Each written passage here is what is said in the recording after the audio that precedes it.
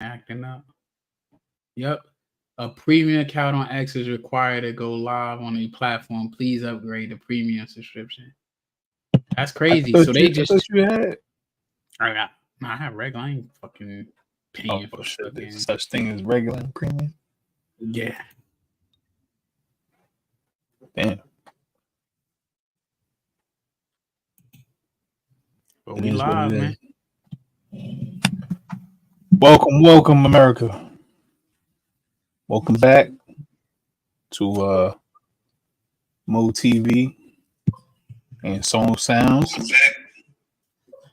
The guest. Yeah, we got like one person watching so far, but we just started, so yeah, don't matter. What's up, warming up. My boy J goddamn Freezy. Let me go to so I can see the comments. What's good with you, Jay Freezy? Yo, guess what? Guess who made Chief, Jay Freezy? I want to see if you drop it in the comments.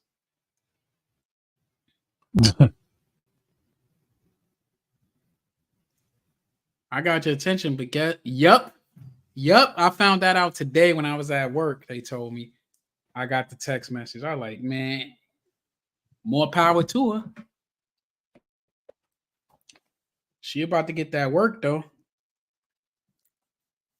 Because the shit she got away with as a first class and a second class ain't gonna rock out. But that's crazy though.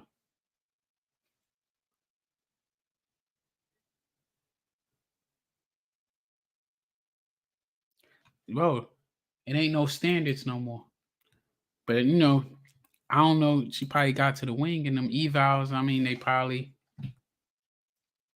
was awesome. You know, people going there to retire. You never know. You know, obviously, you know, she must have did something there, had better evals. But I'm glad I'm where I'm at, and I can retire from there.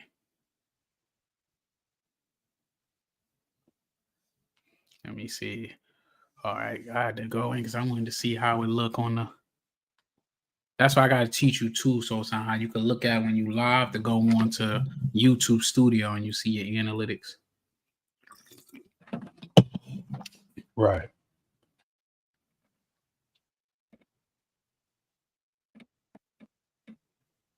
Oh, the YouTube Go Getters is doing the same thing. I just, because I'm on StreamYard, I was able to stream to both channels at the same time.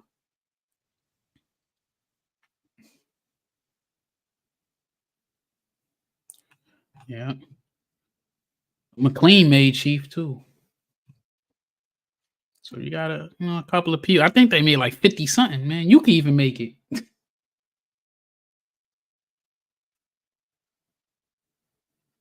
said Steak that US is getting all the views. You know what I mean? I never even heard of that.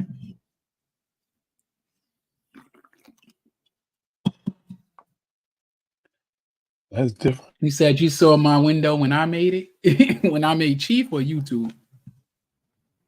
Let's say I probably made Chief when you joined that night. You know, I'm an old head. I want to talk about I made it in 2017, man. I probably never. Well, I know I ain't making scenes. I don't even want to. I want to be a civilian.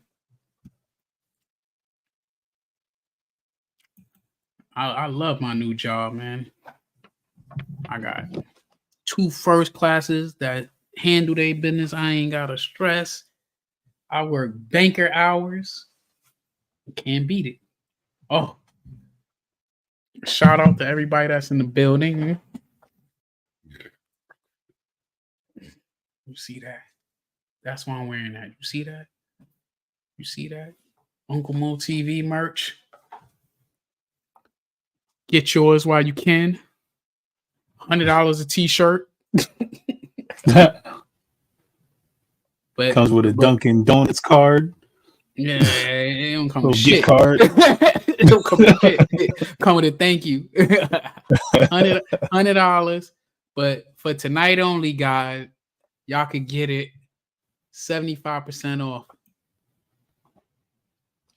75% off. And I'm running for president soon, since everybody else can do it.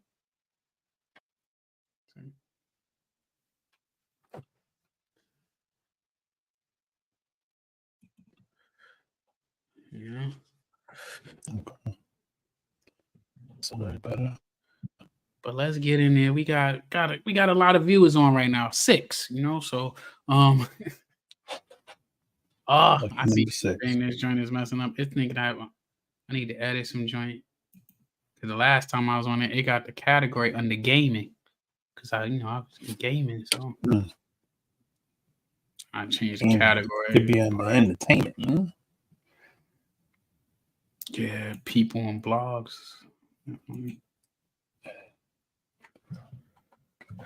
But yo, Jay Freezy, go over there and subscribe to Solesoundz too while you up here. I could tell you a story about Jay Freezy. Highly appreciate it. Got some content up there, can vibe about too. So yeah, that's what we want to do. But we on this whole getting used to this vertical views joint. The other program that I use, I could do way more with it, but I don't know how to bring guests up on there yet.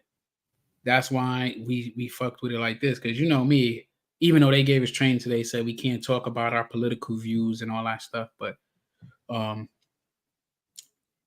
we was talking about it, how I'm not voting for I really don't want to vote for neither one of them fools, but I just hate the shucking and jiving that the Democrats are doing right now. And I ain't no Democrat at all. What's wild is party wise, I am a Democrat because when I turned 18, I didn't know no better. They was like, yeah, you're old enough to vote. You should go vote. Which party you gonna pick? I was always taught in school like the Democrats are for the poor people. That's just what what I'm saying. Man, all of them you look into it. You look into it, you find out all of them is for the rich people, but they ain't for us. Yeah, right wing, left wing, same bird. Yep, you know my motto. You know my motto. You just gotta run with who makes sense. You know what I mean? Yeah, vote for what aligns with your policies, man. Whether it's Trump, whether it's Kamala. Look, I'm for whoever's gonna increase wages to combat. That's what I said. Damn. Bro, like Jay Freezy said, I don't know who is the president that gives us the biggest check is my favorite. Me too. That's basically what I was alluding to saying. You know what I'm saying? Whoever's going to help combat these damn inflation prices out here. Because man, as an adult, my favorite president was George Bush. That's the best president I served under. Being in the military, he gave us the highest pay raise. I was able to afford stuff. I was balling, and I wasn't even making as much as I'm making now. But I was able to afford groceries and shit, Yeah, I see that's the thing. Inflation wasn't as high, yeah. It was high. It just was high for that time. But money was flowing. It's always inflation. If it was never inflation, we'd still be paying $3 for rent and fucking penny candies and shit. So it's always inflation. That's keeping up with the time, Yeah. The whole thing where that starts is, what I'm saying, when Federal Reserve took over. What you mean by that, Willis? That's when you had to pay tax, right? Well, why did we have to pay taxes? When did taxes come about? What was that? 1919? No, 1920. Nope, I'm wrong. It was 1913. later than that. It was later than that. It was after. I think it's like right before World War One, after World Two, because we damn near went bankrupt after the war. It wasn't supposed to be forever. It was supposed to be temporary. Like, I don't think there's anything wrong with taxes when it's used for correctly, what it's supposed to be used for. I hear that, but that's its own independent bank. That has nothing to do with our government at all. They're How you based out feel? of England. What? Ain't nothing based out of no damn England. Federal Reserve. Bro, one thing I learned from being in the military, if you believe that America is letting somebody anywhere else control what we do over here, the media, schools, everything did their job to keep us blinded, bro. That's why I told you before when they put that shit on the news. If I ain't learned nothing else being in the military, and Jay Freezy could talk to contest to this, you only know what they want us to know, what they want the main public to know. Because as soon as we even do something, we get thrown in this shit called River City, where they cut off all communication until they able to put out the narrative they want to put out there. America is only a superpower because we don't take no shit from nobody. Our biggest assets that got us in control of the world is that we are willing to fucking tear shit up. We got the biggest guns. We willing to tear shit up. One carrier is more than most fucking countries' military combined. One aircraft carrier. So when you throw two of them out there, the world goes into a frenzy when they see two of them battle groups at a time. And I'm telling you, our shit is in Kentucky, Fort Knox.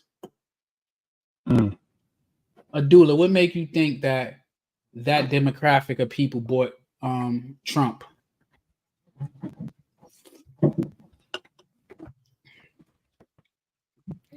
But I'm telling you, like, my thing is, the dumbest voters we got right now is anybody. It's two voters right now that we got that's the dumbest by far. It's people that vote along the lines of identity, meaning, oh, you're black, so I'm just gonna vote for you because you're black. You're a woman, so I'm just gonna vote for you black. They gave him 100 million last week. Where you seen that at? I've never seen that. They just Drop gave you 100 million. Drop the link in the comments so I could pull that up. But you got to think, for these lobbyists and cats that got all this money, 100 million ain't nothing to them. What? Yeah. That's a cheap down payment to control a nation. These people are making billions. Old girl made that. Didn't she pull that up in like on a Zoom call? All these girls put in all this money for her. Like I said, if you pull up Kamala policy, she'll talk about how she'll do XYZ for everything else. When they asked her at her town hall, what you gonna do for black people, she talk about we'll study it. What's the study? We've been studying this bullshit for the last 400, let's just say 100 years since we had modern media. What's the study? To me, these presidents are public figures, and obviously other people that. We know that. Them drinks is figurehead. The problem with America is we so smart, we stupid. Because if you think that goddamn one man or one woman is controlling when we got a 3/3 vote and we got Congress 235, 400 in the House of Representatives. So you mean to tell me one person going to outrank 635 people? Bullshit. And if we ain't see nothing else in our country, when people get off a strip, shit happens to them. We proved that in America. Anybody could get it. Look at JFK. Broad daylight in the middle of a parade. So we can sit here and that's when he was the president, surrounded by Secret Service. Yeah. Clearly. So clearly we know, what that was about. That was about some old behind the scenes, like, we need to get him out the way to push a narrative. He went off strip. It wasn't about pushing no narrative. He made political promises to different entities, and he ain't paid back nut. Man, listen. Well, there was a thing with him though, right? Wasn't he the one that was one of his campaigns for getting rid of the Federal Reserve? Listen to me, bro. It will I'm gonna look never. that up. Listen, they tell you that shit, that's bullshit. They ain't never fucking the money up. You believe that shit all you want. Why you think Trump wasn't that well liked? Because he was fucking the money up. They will never fuck the money up at all. That's why most of these people come into office and all their worth is 30,000 at best, and then they go into Congress lifetime membership and be multimillionaires because they're getting paid by these lobbyists and all this stuff. You know, that's why you paying fucking what you call it, hundreds of thousands for fucking Medicare and shit. What happened to Kamala? Does win, and she's not black, so we got to stop pushing that narrative that she's the first black president. She's not black. She isn't. She's the first darker president. So she is darker female president. If we look at the global majority, I guess we could say she's on the diaspora, but she's not a black. Like she's not like my kind of black. She's not black. She's Indian, which is cool. Just run off and say you Indian. Like I think that's all distractions. I just hate the shucking and jiving, and instead of having real political campaigns when you're talking to the black Democratic base, you bringing out goddamn Megan Thee Stallion and Quavo and Little John. Like, come on, man, give us more credit to that. Have an educated conversation and tell us what's your policies you standing on. You right? I don't want to be entertained. That's how they're looking at us, as people that just need to be entertained so you can do what you want to do. You understand what I'm saying? Like, and that's an insult right there in itself. You know what I mean? Because they're saying that they don't respect us like that. And let's look at common sense, right? We should not be asking what's her policy. She should not be telling us I would do XYZ. You're in office right now. We should already know what you stand for because we could see representation, because you're literally sitting a job right now. Like that's like me sitting there. That's like, for instance, you in the military and they have like an XO, right? The XO comes in and he holds, like, he's gonna be the CO in most cases, depending on the size of your command. He's gonna be the CO. So the XO comes in to enforce policy. You know what I'm saying? He keeps good order and discipline on shit. So by the time he took over as the CEO, we not questioning what's his philosophy. He's gonna make certain changes because, of course, you're not gonna carry the same thing as before. But we already know what you stand for because we already was under you for about a year or two before you actually took the seat as the commanding officer. So right now she's in charge. What did we see her policies in? She opened up the border. You get what I'm saying? She showed us the only way you're gonna get something if you're black, if you're white in this country under her, is the trickle down effect. If you're American for some parts, all you're getting is the trickle down effect with her. You're not getting the whole thing. She sat there and tell us, I'm not only going to do something for black people, I'm not going to do nothing for black people. But then she opened up the borders to DACA and all this other stuff. And the only way I say we get trickle down effect on that is because for instance, I got Caribbean descent. So my family could come in that's in the islands and use the DACA calls to come over to the country. But that's a small minority of that shit. You opened up and like before we like, oh, we got to close the border because of Mexicans and all this. It ain't even Mexican. This is a Venezuela immigrants that you're busing in by the masses. Yo, I just seen, right? I just was looking up where they said, since they had the immigrants, which I'm going to talk about my home state where I pay taxes at, New York spent over $5 billion on this migrant crisis so far. When we know right now, I could go outside right now and drive down the street with all these bases around here, and there's Americans with signs up that they homeless, and we ain't putting into that shit. Right here, veterans homeless. But we giving it, like we taking care of everybody else, but we not taking care of home. And there's nothing wrong with being country first. That's why I couldn't be a Democrat if I want to, because when I look at how my life aligns, I have conservative values, but I'm not a Republican. I'm an independent, but I believe in God, country, family, you know, Right. made not in that order. Believe in American values. Yeah, I won't even say American views. That's my views that I stand for, and whatever aligns with that, that's what I go. But I will say American because all these people that's talking shit, they ain't signing their name on that dotted line to go out here and fight for this same shit. So when it comes to the presidential debate, yeah, I got added interest because whoever's in charge literally has control over my life and the life of the people I care about that I serve with. So that commander in chief can send us to war.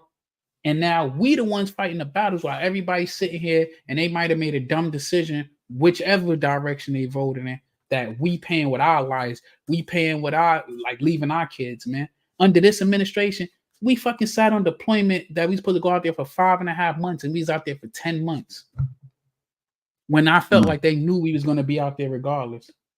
They just said that to get you out there without any drawbacks. All right, so we got a question. Right? What I'm saying is it's easy to make decisions when it ain't when you ain't got the skin in the game for that shit, you know? Like it's easy to be like, I'ma send you to that's easy to go start trouble with people when you got a big brother to run home to. Dig what I'm saying? Like it's some people that fucking man, so like for instance, right? Here go a question. So does closing the borders decrease immigrant illegal or increase, right? I think you're saying, right? So this how I feel, right? Illegals, right? So right now, I don't think it through either or.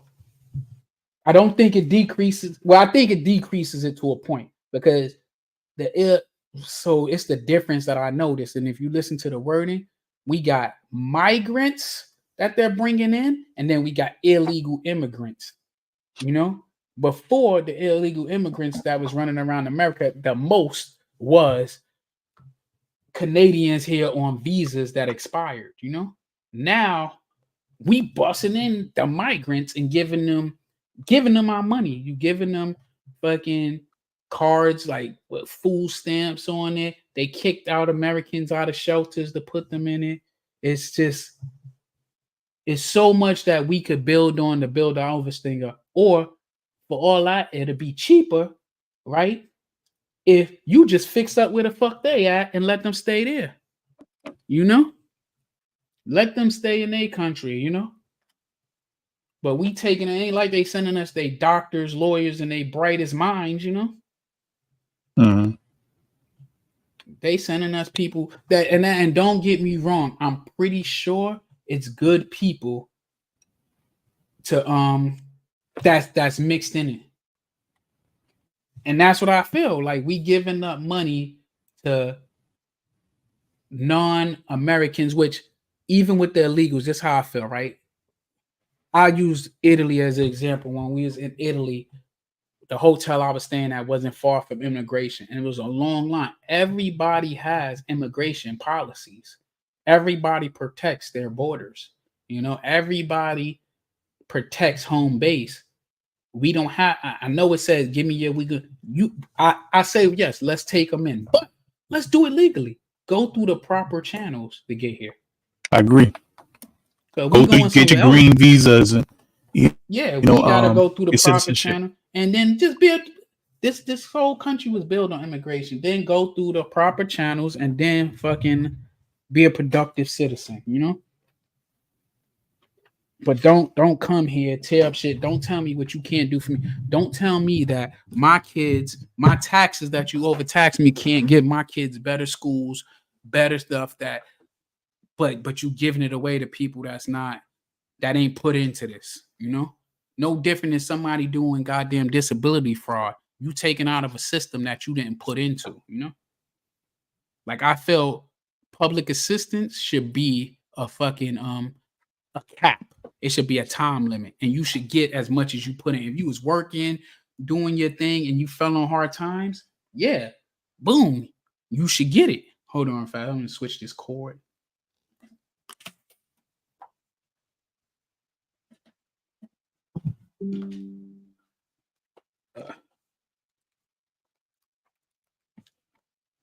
Let me see. Is it working? It sound like I can hear myself, but It shouldn't be something that some people like. And I'm gonna talk about my community and how I see people is. I know some people that fucking that's all they did was stay on welfare their whole damn life. They just Made a way of life welfare. out of it. Yeah, That's what it was.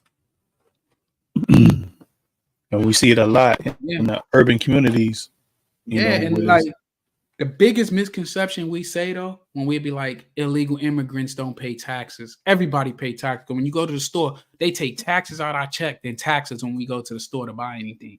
Taxes when we pay for gas. yeah. Taxes Then when they we tax me. anywhere we go. Yeah. Yeah, everywhere we go, we paying taxes, but they'll say that. So that's a misconception to say they don't pay. And then like everything, America is a capitalistic country, so everybody it's money. It's a business in everything. It's a business in crime. It's a business in having illegal immigrants here. It's a business in having migrants here because if you got them here, border patrol, that's a job. Correctional officers, that's a job.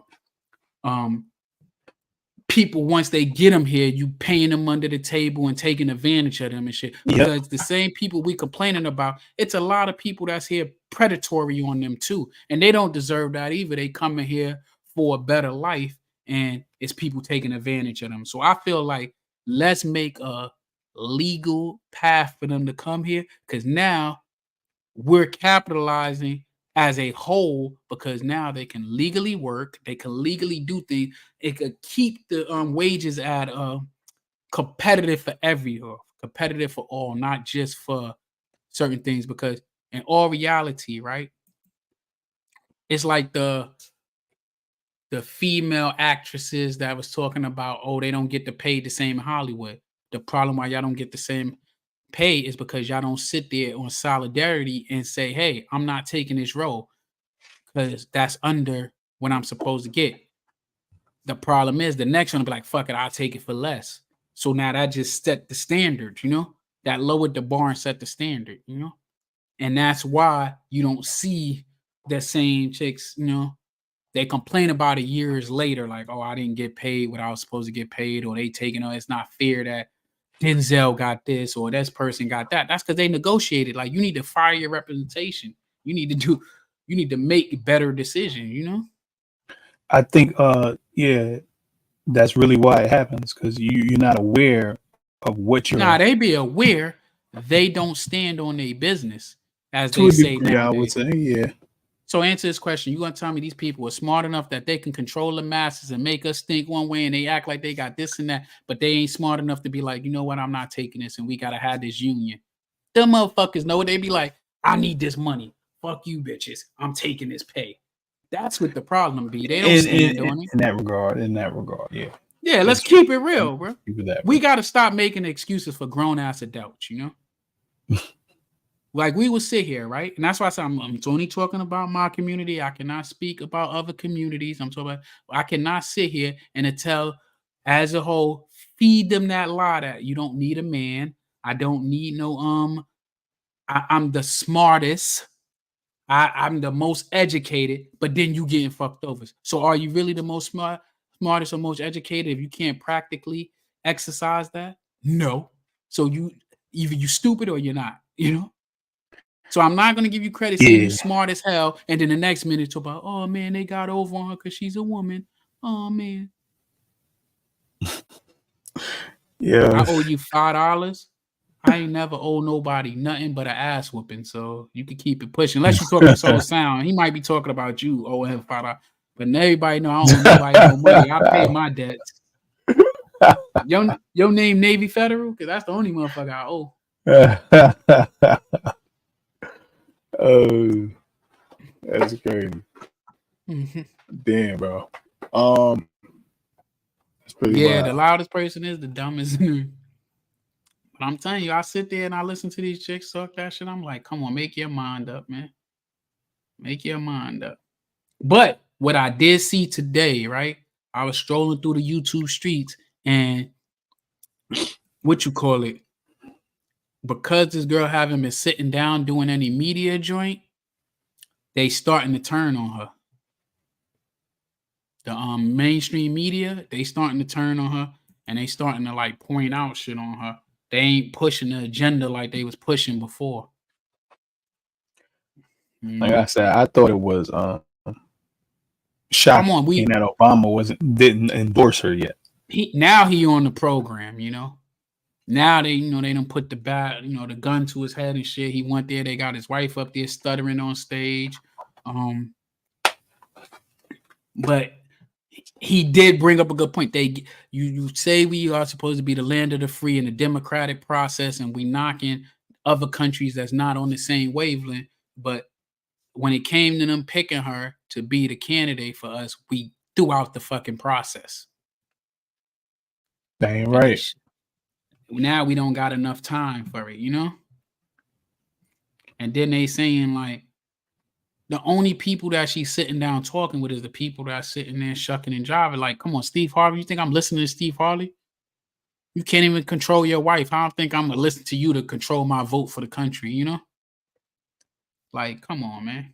And when I say control your wife, I don't mean like woman sit your ass. I mean like it came out months ago she was allegedly cheating and doing this, and that. And he even come out and just like, come on, man, my wife would never do that shit. Do I think she was doing the stuff they do? Absolutely not. I think she's smarter than that, you know? I think she's smarter than him. I don't think she's messing with the help like that. If she was messing with something, she's gonna mess with something that can carry her after him, you know, a bigger fish than him, you know? But not the BS they kicking, you know. But look, I'm gonna play some joint that from the 1960s. Let me see something. Go to the White House and who'll stay in the doghouse? You're the one who has that power. You're the one who put the present Democratic administration in Washington, D.C. It was the fact that you threw 80% of your votes behind the Democrats that put the Democrats in the White House. When you see this, you can see that the Negro vote is the key factor. And despite the fact that you are in a position to be the determining factor, what do you get out of it? The Democrats have been in Washington, D.C. only because of the Negro vote. They've been down there 4 years. And all other legislation they wanted to bring up, they brought it up and gotten it out of the way, and now they bring up you. And now they bring up you. You put them first, and they put you last. Because you're a chump.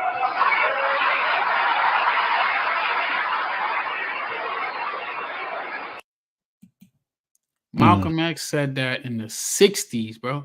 The late 50s, early 60s. You get what I'm saying? That's how long this program been going on. Now it's 60 years later. It's the same shit. Same play. Just revamped. 60 years later, same shit, man. We falling for the monkey in the tailpipe, man. Now, this country was supposed to be a republic.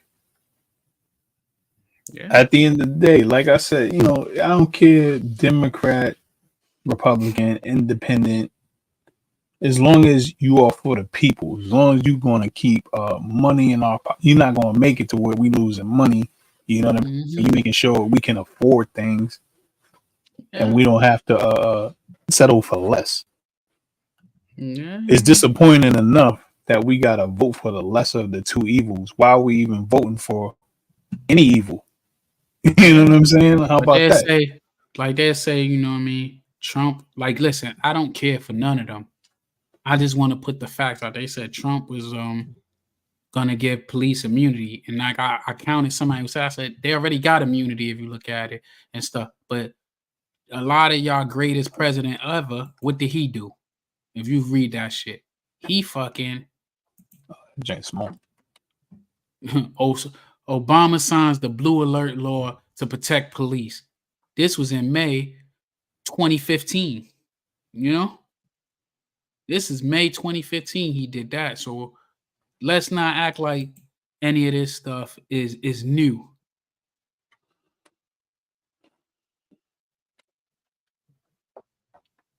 All right, lighter note, what talks takes on social media influence? Man, there's one social media influence that me and the homeboys talk about earlier. I can't stand.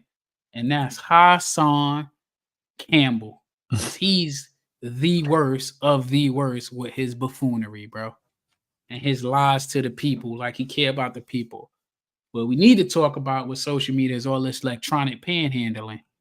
Like I was on the live, right? Just strolling through live, and it's the dude on there literally just begging, bro.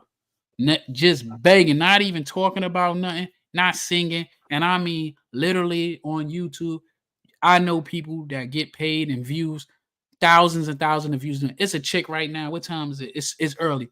I literally watch her set up the Oh, I know camera you're talking. and go to I know sleep exactly what you're talking and about. go to sleep and have 1,000 people watching her. Yeah.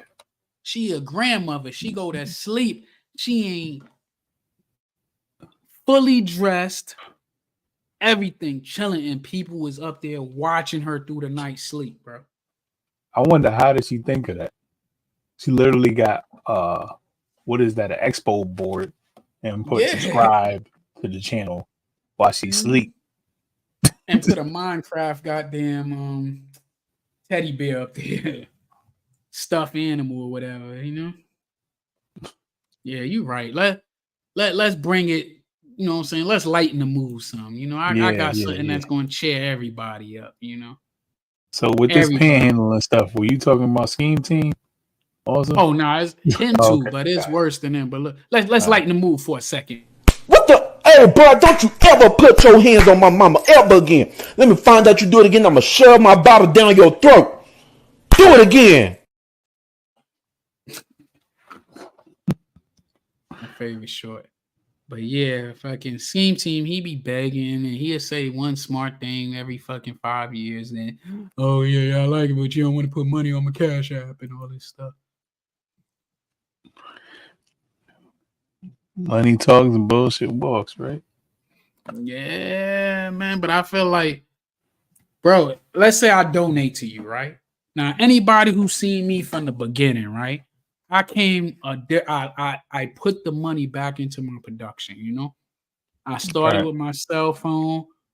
I did my review videos, my Ring camera, pranking people from my Ring camera that comes to listening and stuff. But then I took the money, donated that shit, got a Sony camera, got a good time. I literally this weekend went and built a computer, like better mics, lighting, all types of stuff. These guys don't put nothing into nothing. Oh man, I'm homeless. I'm fucked up. Blah, blah, blah, blah. Back in 1992, I did this. Cash App me, bro. Oh, y'all talk all that, but you don't hit my Cash App. Electronic panhandling, bro. Electronic panhandling when we celebrating dummies, bro. They got nothing to add to society but what they did in 1992, how they was losers, bro. If all you got is jail stories, all you telling us is how you losers. You're not even good at doing crime because you got caught doing that shit, bro. You just a loser. You could have took that same time. You did 20 years in jail. You could have did that same 20 years in the Coast Guard, Navy, Air Force, Marine, school. Like you could have did anything to be productive in life, bro. But you chose this. They ain't choose nothing. They just was idiots. Yeah? Well, yeah, you know, I'm tough because I'm from Brooklyn. Yeah, shut up, stupid. I'm supposed to listen to you. You can control your own life. Somebody told you when to use the bathroom, when to do this, when to do that, you know? Like Dr. Umar Johnson, right? I say he be spitting some real stuff at times, but he be scamming too. We've been waiting on this school. You got to think, when he first started talking about the school, right? If he would have started the school like back when we first heard him talk about that school, right? Them same kids right now, let's say if they started in first grade, they'd be graduating with an associate's or bachelor's degree by now, depending on how they did their credits once they got to college. And he still ain't opened up the school yet. And he done took millions of dollars in donation. We know what's going on. It costs money to go on these trips. He should be able to fund his own school just off his present because he's charging to do these conferences and stuff. He's charging for all of that. Think about it. You think he going to talk for free somewhere? Nah. Why you ain't taking that money and flip it into your dream? It's your dream. You want to teach the children. You got to save the youth. You a psychiatrist. why you ain't fucking donating into that shit, you know? If you believe in it. You want everybody to give you for free. Oh, I got the building, but I want a black person to paint for free, donate the materials for free, do it. Like, come on, man, let's be realistic. That's not realistic as a man. You know what I'm saying? Like, that ain't even your school no more. We all put in this ours joint. You know what I mean? You want us to put the HVAC system in there for free. Yeah, that's too much, man. Yeah, you pocketing all that shit. Oh, where the donation was? You ain't donate. You need to donate for me to tell you where the donation is going. like, come on, man. That's bogus. Yeah. Umar Johnson, huh? Yeah, Umar Johnson. Then look at him. Umar Johnson be simping so hard it don't make no damn sense. And as soon as he step out of line from his simping, it's a wrap. Mo, can you talk about your past? Start with your boy. Like a life story, but quick, funny, or whatever version so people can relate to and understand your connection. You want to go? That's his way of saying he tired of my mouth. Funny. Yeah, I know that's for a fact. You know what I mean? I ain't gonna lie. Just put me down. Let me see. A backstory. That's funny. Damn. I had a couple of funny moments.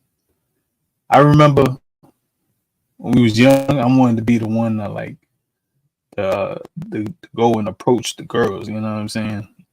Mo, he liked to be the cool one. He like, nah, let's stand right here. Let's them come to us. I'm like, man, I'm not trying to do this. I'm like, it's no fun in that. You know what I'm saying? I'm like, what we doing?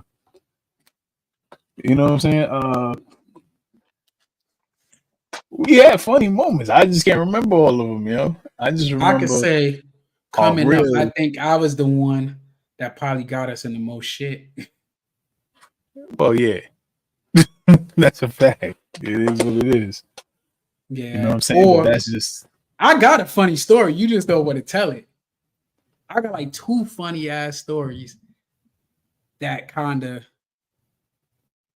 both one I wasn't there for the beginning, but I got mad and I went back with you for the end joint. The joint with God bless the dad, my homie, that I wound up getting cool with him in jail. Oh. And found out we was cousins. Oh, that's I mean, is that a funny story?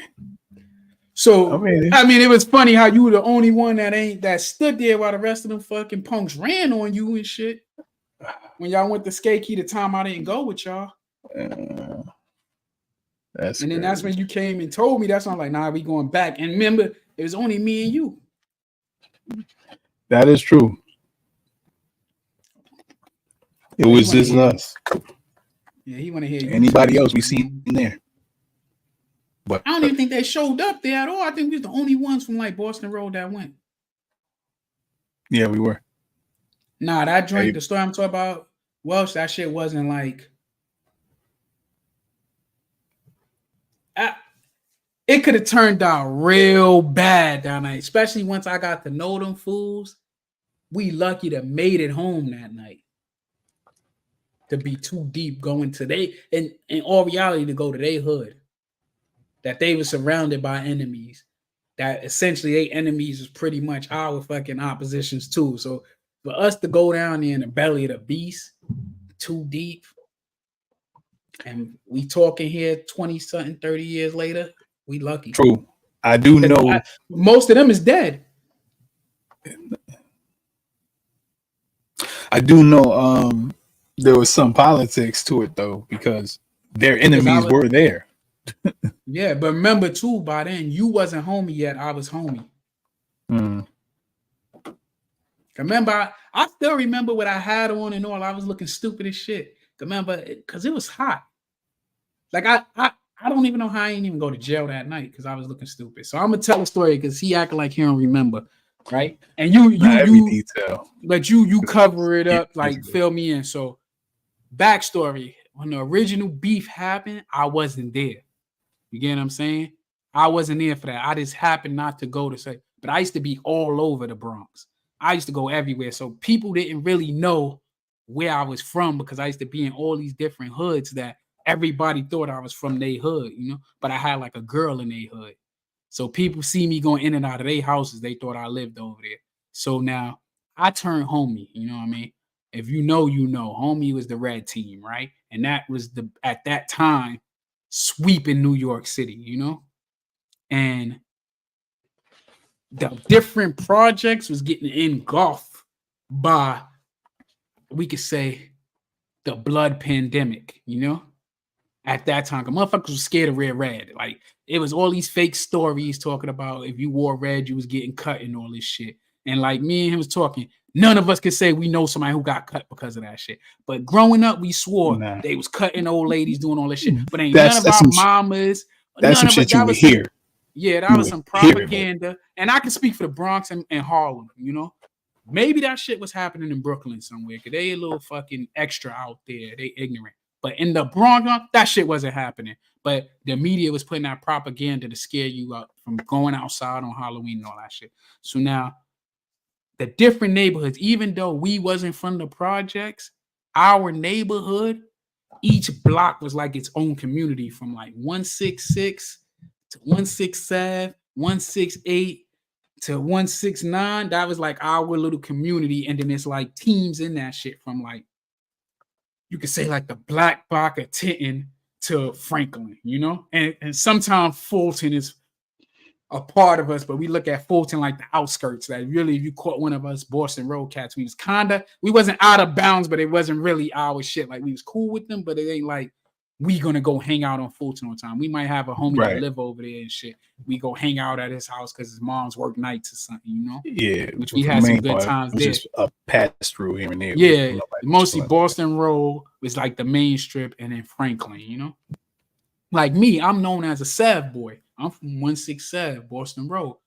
But I got an uncle that got 30-something kids, and I had an aunt on every damn corner in our neighborhood. So, like, long story short, it was like everybody from the 8, where the homie's from. He's from the 8, you know? They went to Skate. I was with the 174th homies because now I'm on I'm with the red team. But I was hanging on 174th, and I was hanging in Harlem and Polo Ground. So I just wound up just not going to Skate. That was our skating ring. But as long as we can remember, before we was probably even born, when skate used to be uptown in Allerton, it was always going down there at that skating rink at night. Somebody was getting shot, stabbed. It was always something going on. So when we got older, if you went there and you was able to be leaving with your jewelry and moving around, it was like a status symbol and shit. So, but it's projects, when they moved it downtown, it's projects surrounding that shit everywhere. On the other side of the bridge from Skate Key was Harlem, and you had, is it 2 projects or 1? Because I know it's Lincoln, but then that other building with the river shit, do they consider that projects? It was Lincoln projects. That's a tough one. I don't even know if they even consider that a project. I just know on the so because the Skate Key was right across the between bridge, Harlem and the Bronx. Yeah, it was in the Bronx, but it was like in a deserted area that used to be warehouses and shit, and they made a skating rink out of that shit. But you can walk from Harlem there. Oh yeah, literally like a 2-3 block walk over there. So you had that project, but it's a project. So you had that project. Then you had Patterson project that was mostly at the time Bloods, with some Crips, because across from Patterson project was Mount Haven over there. That was cripped out, but maybe a tiny few. Then you had Mitchell projects that's right over. All these shits is like 3 blocks apart from each other. Did you mention Mount Haven? Yeah, that was Crip. Yeah, I mentioned Mount Haven because Mount Haven and Mitchell's is Crip, and then up the block from there was Millbrook, that was like Blood with 1 or 2 sprinkled in Crip. So it's like Patterson and Millbrook was Blood, but they spread out apart from each other. But then in between them was Mitchell and fucking Patterson. So to answer your question before I go forward, was the block like gang? So the block was strange back in New York. We had crews and then we had gangs. So the crews would be like, I'm from 167. We'd be like, we the Sev or the Sev boys and the Sev girls, right? But we literally just kids that grew up on the block, right? And it was the only place that says projects like Marcy Projects.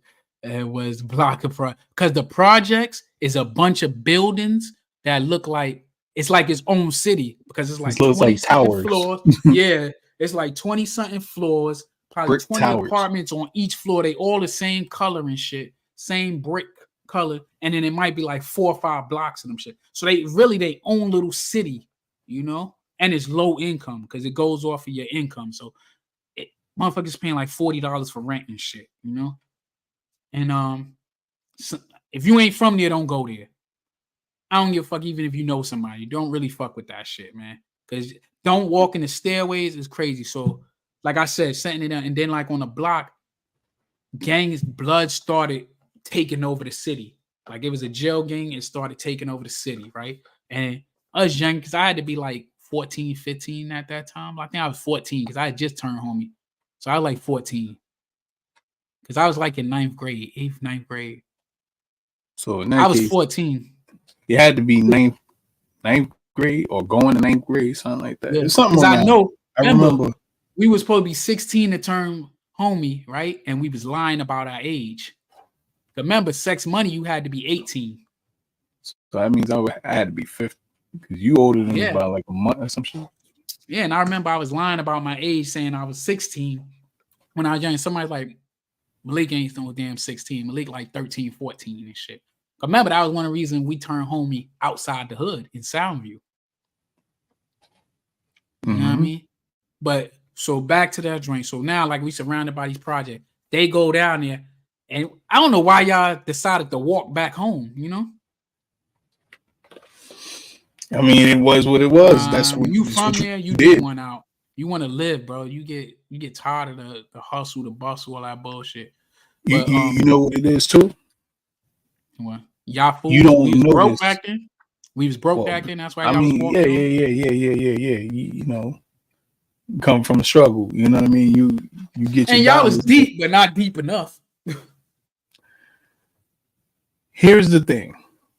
This was one of the key things. It was the tugging, like you pump faking. It was that. So it was like that's what happened with y'all. it was like, oh, okay, all right. You know what I'm saying? But I ain't gonna lie, you better than me. Because when we'd have got back to the block, I don't even know if we'd have made it all the way back to the block. You know how I used to be. I would have popped on all of them. You ran on me, I would have wild on. Remember, I wanted to get at all of them for that shit. And I like to pull a lot of them dudes' cards right now. Because y'all talking all that tough guy shit, but there's a lot of incidents y'all was pussy, and my Captain School ass stood on all 10 toes down, no matter where we went. I ain't play with nobody. You know that. We go to Harlem, I wasn't playing with nobody. We was in the Bronx, I wasn't playing with nobody. Brooklyn, anywhere we went, you know I was ready to get beat down before I fold to any of these cats, you know?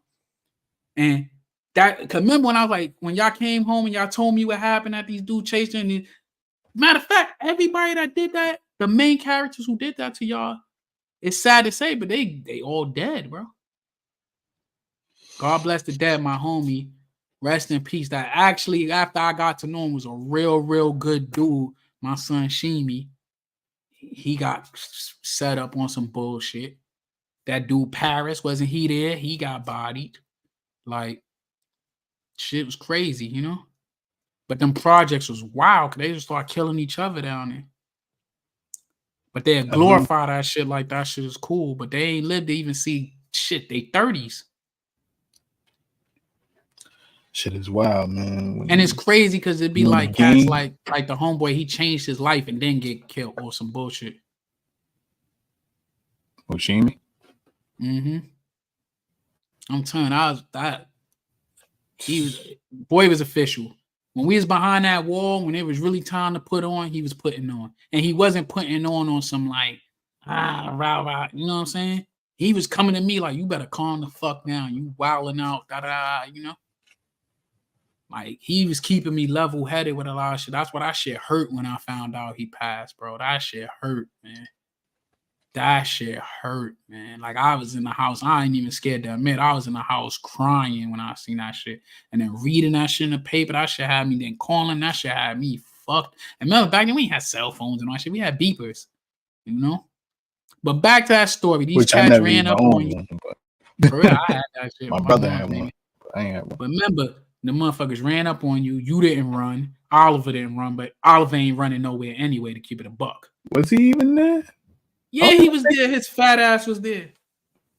Because remember, Oliver knew him because they went to school. So it wasn't because Oliver was in school with these cats.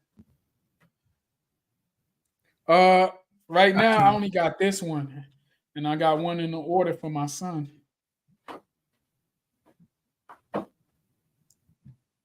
And we making more designs and shit, different ones. I mean, you're not trying.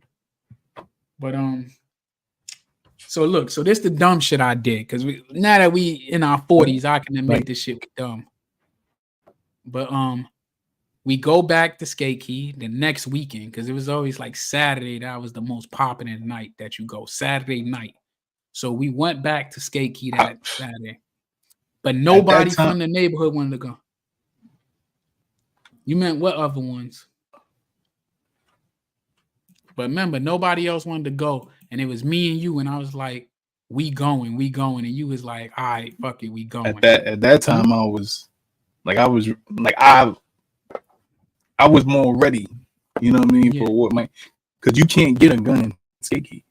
Yeah. You know no, but remember what I did though. Remember, I still remember I had the red shirt on, a red hat. It's fucking summertime. I had the red gloves. Yeah. Remember, I had the little dumbass the baseball gloves. I think. Yeah, but remember, I had a little dumbass 2.5 or fucking deuce, you know. And I had I know it's some shit that I wasn't equipped to be going to war with no goddamn projects and none of that shit, you know. Nah. And we went to Skate Key, and you know what I think saved us though, because when we went in Skate Key, I probably was only homie for like 2-3 weeks at that time, you know. And it was like I want everybody to know I'm homie. Da wasn't even real if we want to keep it a buck. That's when we was running with that trade. Yeah. Wasn't even real to keep it a buck, you know. That's why I don't even count that time in my life. I count once we start fucking with him, you know. And we in there, read it out, throwing. I love him, man. I love that little motherfucker. We throwing up, you know what I mean? 031, blah blah blah. What saved up that it was mad chicks in there that night. So it took our mind, because remember we had the little joint stashed outside. Yep. So it took our mind off of we gonna go to war. We looking for these dudes to, you know, we was going to keep real. We didn't do it. Disclaimer, we didn't do it, but I went there to shoot one of them motherfuckers and to make an example out of them. And but we got here's the thing too. By all the women, and then remember I started talking to Shimi. God bless. And in there, we talking and we grooving the chick, and then you came to me like, yo, that's him. That's one of them and shit. So then that's when I put him like, yo, my man, y'all jumped my homeboy, da da da.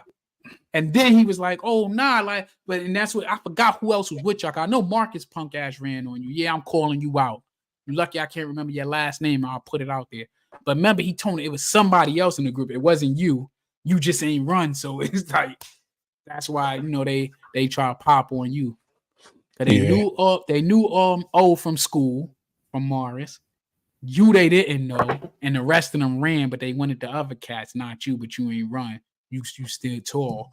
And then that's when I was talking to the cats, and we wound up, you know, they was like, oh, nah, I didn't even like that, da da da da. And it was pretty much squashed from there and shit. And then it was so many years ago, like I can't even remember. Because years later, now, because say that happened, maybe it's like 3-4 years later, I go to the Island.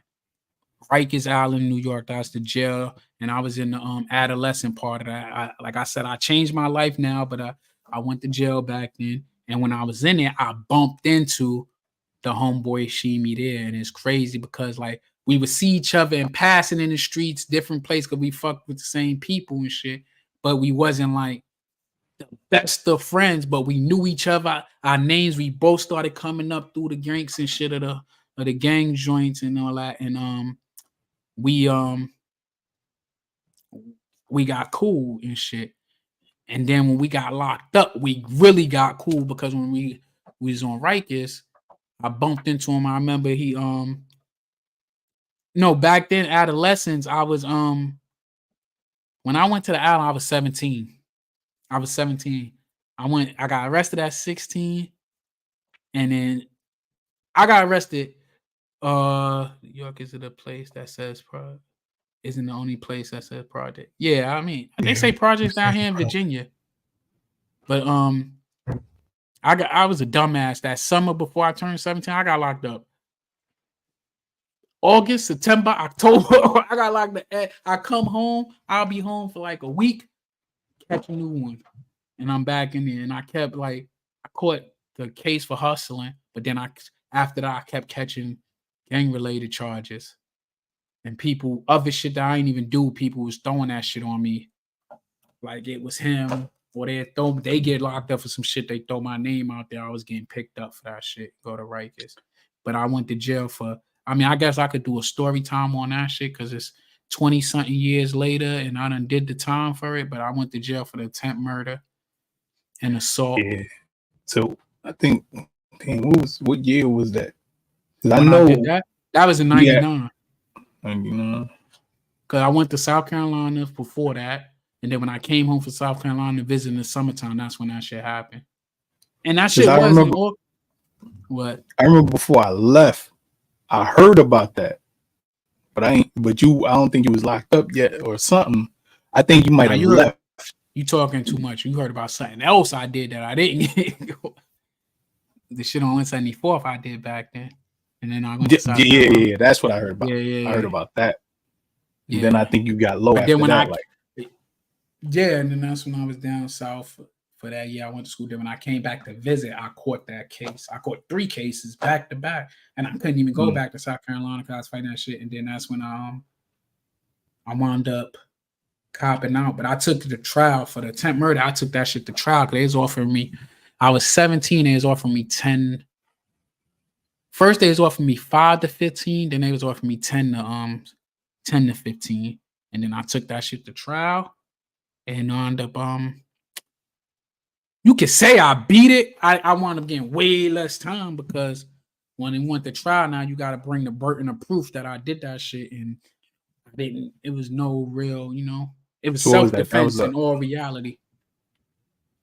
Niggas if they didn't come to court snitching and making up lies on me, if they'd have came to court and just said my part, what I did, I would have sat down for them, but they came and they overcharged me. They started saying I did shit that I didn't even do, that ain't even make no. They was acting like it was GTA, bro. Like one person got hit with a rock, one person got hit with a bat, one person got stabbed, one person got hit with bottles, and they said I did all this by myself. And there's like 8 different people pressing charges on me, bro. Like that, even like I ain't gonna lie. I ain't gonna lie. My lawyer was so good, bro.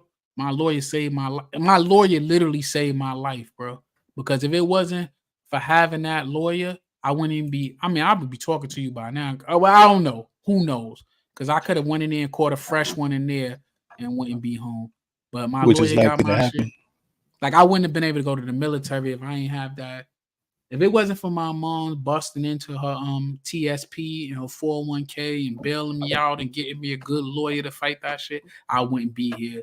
I wouldn't be in the military. I wouldn't be a chief in the military with all that shit. Because like I said, they was coming to court. Not only was they coming to court testifying, they coming in there. These dudes was older than me, stone cold bangers, Latin kings and shit. And they was fucking like, he did it. He did this to me. It was him and his friends, but he won't tell on his friends. So, and I ain't tell on nobody. I just kept it a buck. That's the biggest thing we had to deal with too, in the urban communities, because we can't even defend ourselves because you need to have money, have these lawyers. So you end up getting these public defenders, which I like to call public pretenders. And that's how. But I ain't gonna lie, because I got friends that's public defenders now. I have a friend, and I know she's very passionate about her job and shit. And she worked down in Manhattan down there, and she's very passionate. And she's a stand-up woman that fights for actually getting people off and shit. But back then, if you wasn't paying some money, man, you was a Yu-Gi-Oh card or Pokemon card. They'd give you up on one case to win another case. Like I don't know who my lawyer probably gave up on another case to get me out of that shit. And even though I was wilding, remember, I used to be in the streets hard body, but what was the difference between me and these other fools? I used to go to school. Yeah, I always gotta had get a that to you. job. Remember, I always had a job. I Bro, was I gotta big get bad that to you, BM, man. but remember, I was working at the library. Remember, I had 2 jobs at 14. I was working at St. Mary's, and I had the job at Yeah, the you had library. the security gig. Right? Remember, I was doing a security job at 122 Mm. pounds. Remember, I always kept a job, even if I was doing dirt in the street and shit. And like I'm telling you, a lot of these cats, like I had to show them at work. I was laughing about it. Jay Freezy, was you still working with me when I pulled up my paperwork with all them cats that was pressing charges on me and shit? And I was skinny as hell. I ain't had weight on me like I had now. I was skinny as hell putting it on these cats, man. Not glorifying that shit because, like, and I was blessed that when I did go to the island that I had real big. We ain't say big homies back then though, but I had older homies that went, "What's up? Hey, what's good?" Yeah, I was on probation when I joined. I was on probation, but remember, I had big homies. I shout out to Ish, shout out to Shabazz, shout out to Animal Jeff, all them that sat there and seen more in me than I seen in myself. That was like, "Yo, shorty, you don't belong here. You need to go take your ass back to school and get out of here and shit." Because I was on the island wild and I wasn't going to school. I was taking every plate I was doing. They was like, "Yo, shorty, you need to get the hell up out of here. Do your little time. Take that 6-5 split. Tell your lawyer that you want to go to a program. Tell them that you youthful offender." And that's what I lined up luck in getting youthful offender when I got the YO, because your first felony, that's they could break down to a non-violent, and a misdemeanor, they seal your case after you done and turn 21 and shit. So that's why I was able to get into the military, because I had the youthful offender. I wound up giving back 2 years on the probation. I was supposed to do 5 years, but after I joined, I was supposed to go. I went and got the waivers to be able to go into the military and be there, but they wound up saying, "Yo, I ain't getting no trouble the whole time I was on probation, that they was going to let me off that shit when I go to boot camp." And then right before that, like a couple of months before that, the summer was about to come up. My PO was like, "You know what? I want you to enjoy your summer before you go away." And she got me off. She petitioned the court to get me off of it. So I wound up getting off maybe like April, when I was supposed to get off. I wasn't supposed to get off that shit till 2005. I wound up getting off in 2003, April 2003, and I wasn't supposed to get off till February of 2005. And by 2005, the time I should have got off probation, I was already an E5 in the Navy, and I went in as an E1. So when I came in, I ain't play with it. I actually came in and was like, "Yo, I gotta do my thing."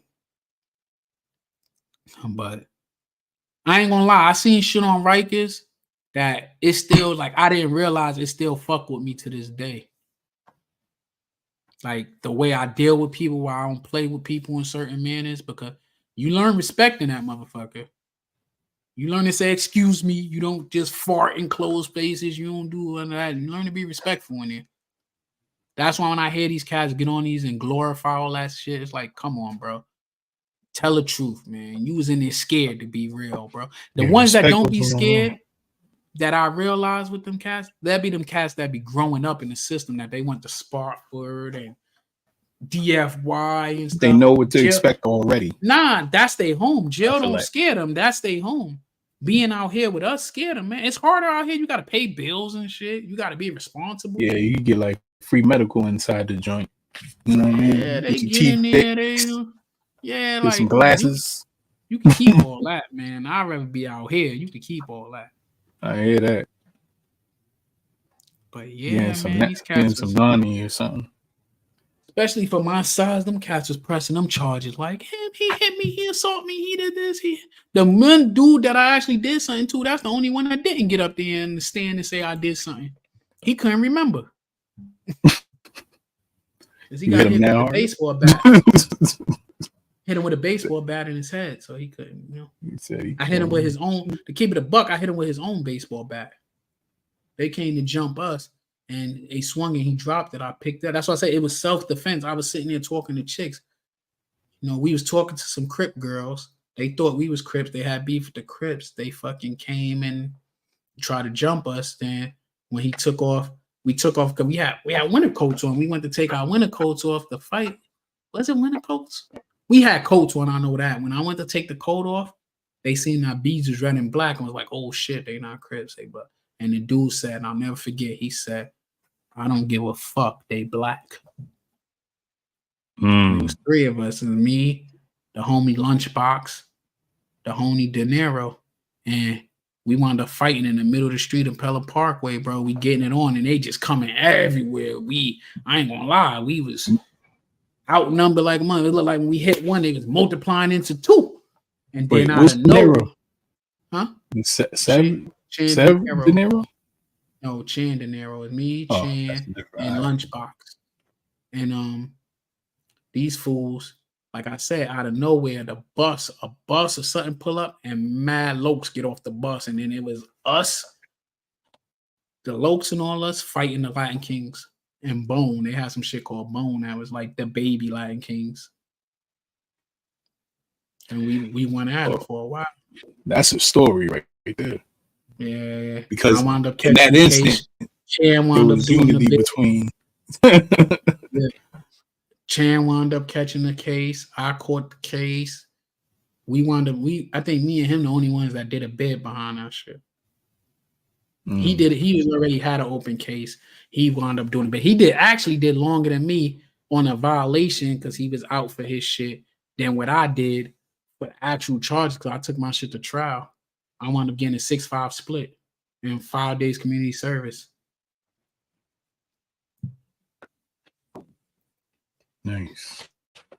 And I was going to take the time. I was like, fuck it. Maybe if they could, I was like, if they drop that shit down, if they kept offering me that 15, I was like, yo, if they offer me half, I'm taking it.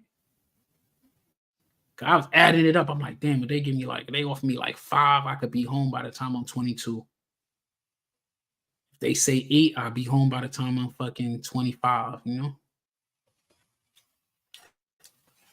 By the grace, man. But 15, I thought that shit was life. That sounded like life to me at that time. I'm like, oh, hell no.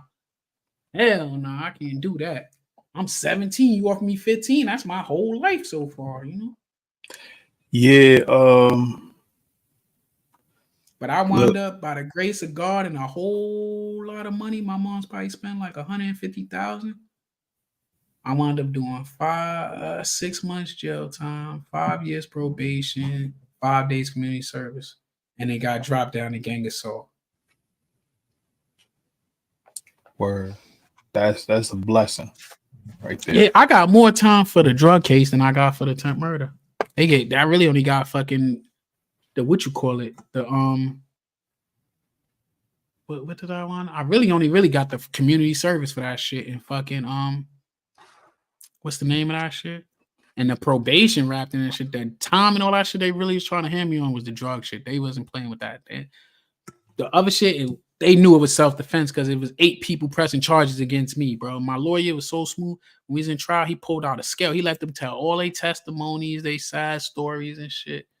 And then when he put me up there, he fucking pulled out the a scale, had me stand on the scale, did my height and weight, and I was like 122 pounds. I was like 5'4", 5'5", something like that, if that, soaking wet with 2 bricks in my pocket. And then he had these cats, one dude 6 foot, one dude this, like way bigger than me. And he's like, it's self-defense. Like, I ain't even saying my client ain't do it no more. I'm saying he had to defend himself against these guys. And they had known documented gangbangers. I wasn't documented for being in no gang or nothing. They was documented for being in gangs, for being Latin Kings and shit. That's wild. And they homies was dead, like, it was him. He's a blah, blah, blah, blah. They listen to him. Blah, blah. Yeah. Yo, I honestly gotta say, because you know, as you get older, you can look back on something and see how you progressed in life. And my mindset, stupid. That shit was stupid. I ain't get nothing for that shit. No 401k, no nothing, bro. I mean, all I got was, you know, a life lesson. I got motherfuckers lying on me, throwing dirt on my name. Dudes told all types of bullshit on me, bro. Try to throw smut, and I still stood 210, 10 toes. I ain't gonna say 10 toes. I stood on it. I ain't rat on nobody. I was ready to I took my shit like a man. I ain't get in there and act like I held my own in there, bro. I grew inside of there. And when I say grew, like physically got a little stronger, got some height on me, but I ain't going there. I wasn't on some super duper thug shit because once I got sentenced, they sent me to the 6th building.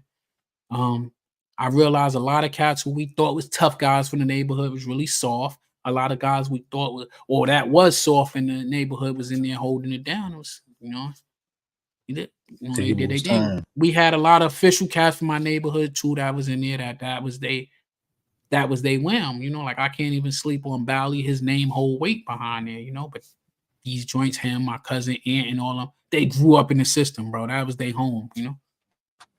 That's why I'm so proud of Inf right now. How long he been at home and he a family guy, and that's dope. That he you know what I mean. But a lot of them cats like Kev, they still in there. They in the feds now. They just graduated from the states to the feds, The one that got the longest bit is Kev, right? Yeah, I think he got like 27 years. He should, out of the 27, he at least, I don't know when they started, but he got at least have 15, 16 in it. He been going that long? Oh, yeah. He been going since like 08, 07. Like 08, I think. Let me see. I'm about to look these motherfuckers up. BOP.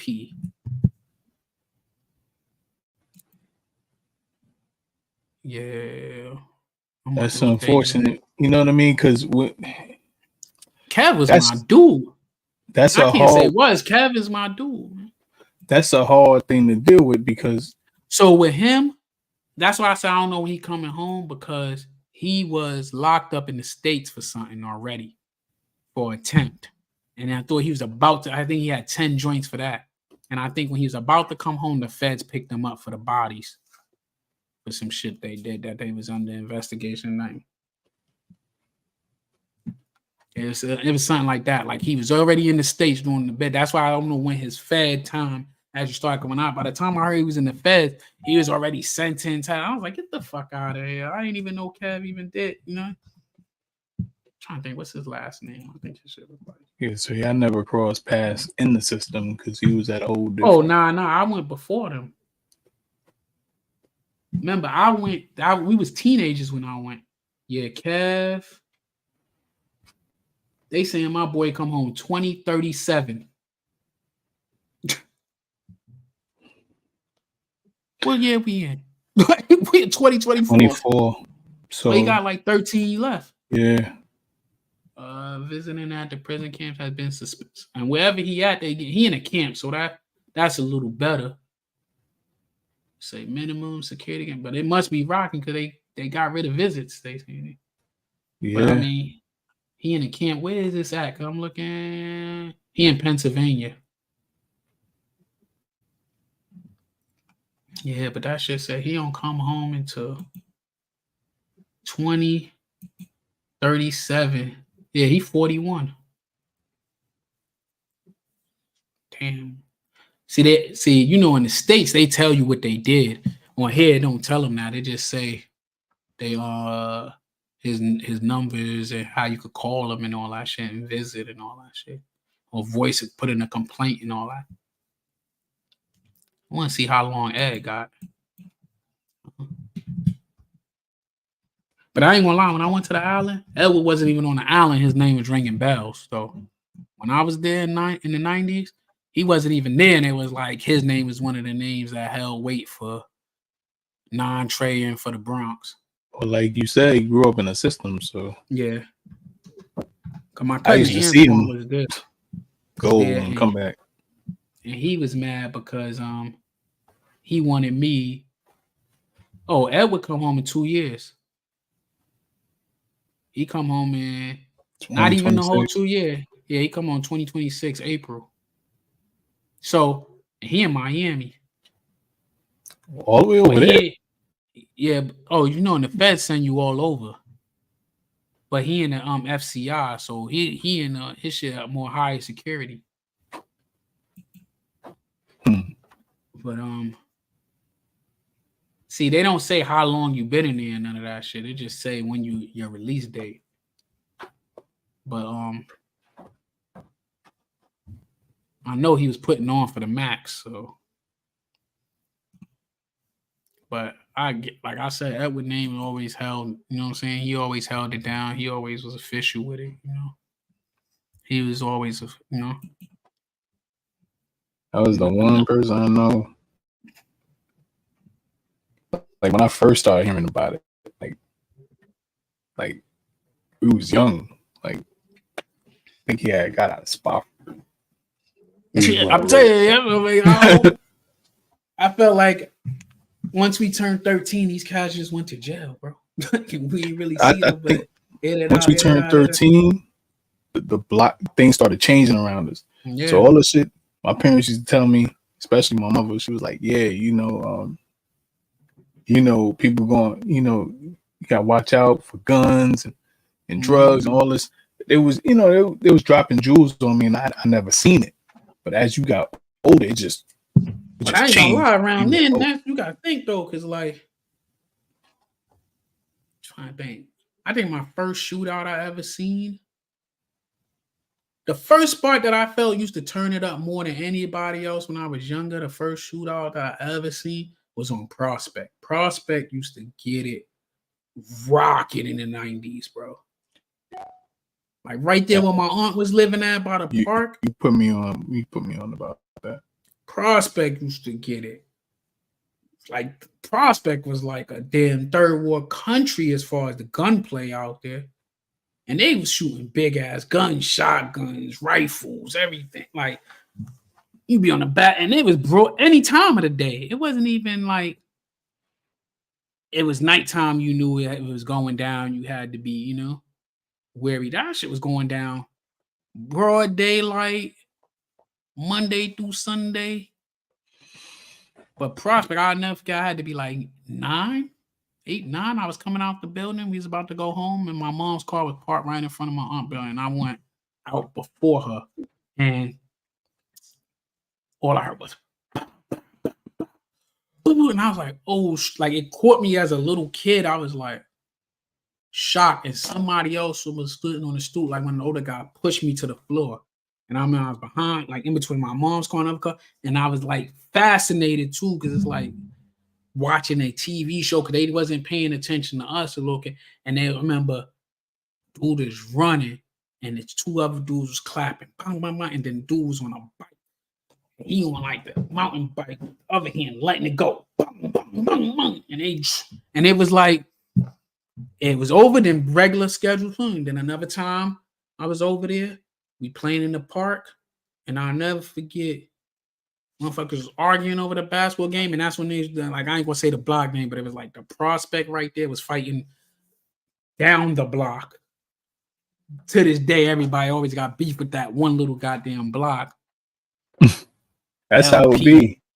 Now they just think, I don't know, they just start shit all the time, and there's always somebody like there's always something with them. I give them that. For them to be a block that's literally only 1 block long, they done got it popping with the best of them all around the Bronx, from getting it popping with 800 up by Tremont and on 180th for Cortland. They was going to war with projects, and they was only 1 block long. So I give them their props for that, as far as being breeding ignorance and goon. But I remember they was going back and forth, and I can't think of it. I do remember the dude name now though, and I remember they was out of nowhere. They just got it popping on the basketball court. Remember, this is a schoolyard, so it ain't like it's trees and I pull out the shotty. Boom, boom, boom, boom. Don't hit nothing. And then I nervous dropped the shotgun in the middle of the fucking court. And then ran in the building, right? And I'm in the house. That was before they renovated my aunt building, so it's different. She was the only apartment on that floor. And ran in, dude runs into my aunt house, and now he's sitting there shook up, everybody. And then we look out the window, you see the gun there. Somebody from the house went out there and just picked it up, took it. And I'm like, what the fuck? And by then I had to be like 10, 11. I'm like, yo. And then back then, we didn't even know this shit ain't supposed to be normal, Like, it was just like, yo. Because remember going to the movies was crazy in New York. Remember when they first opened up 161st? Yeah, and that shit was right across the street from the fucking courthouse and shit. And there's a shootout every damn. You went at a certain time, you know, shoot. I feel it's dumb that they let you out in the damn underground parking lot at late at night, you know? Yeah, stupid. Cause I done seen so many.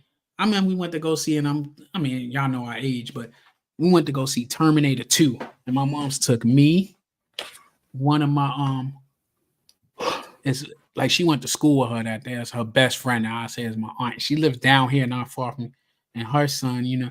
And we coming out, everything cool. We walking up the ramp out of the joint to go to my mom's car because she parked upstairs. And all you heard was run, run, run, run.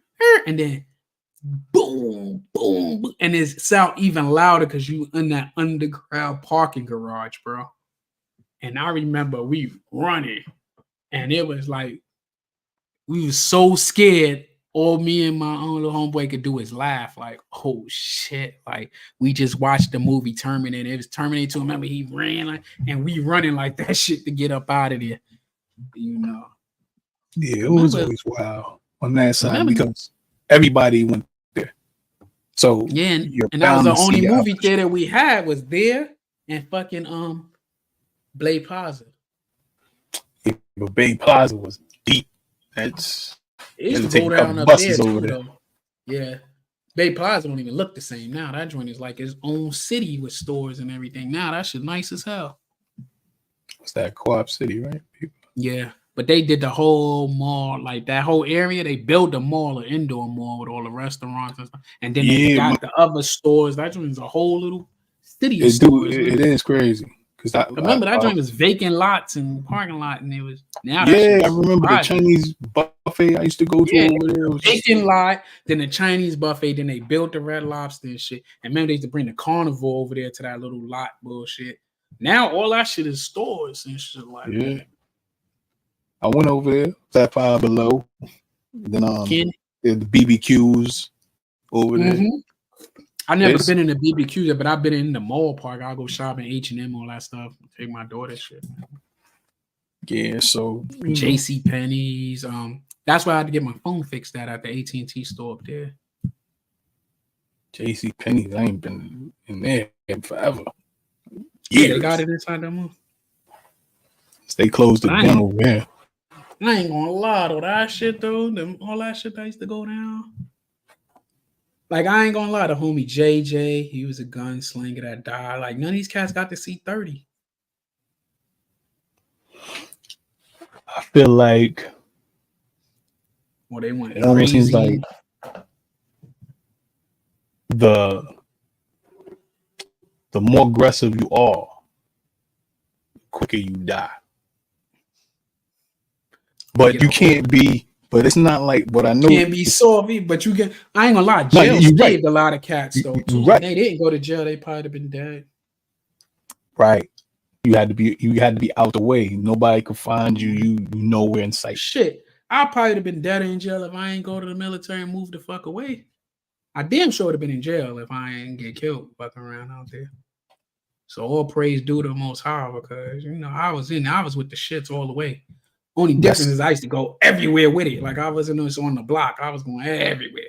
Like I wanted my name to ring everywhere we went. That's what it was like for me, man. I'm telling you, because the mind frame I had, I would have killed somebody and got caught.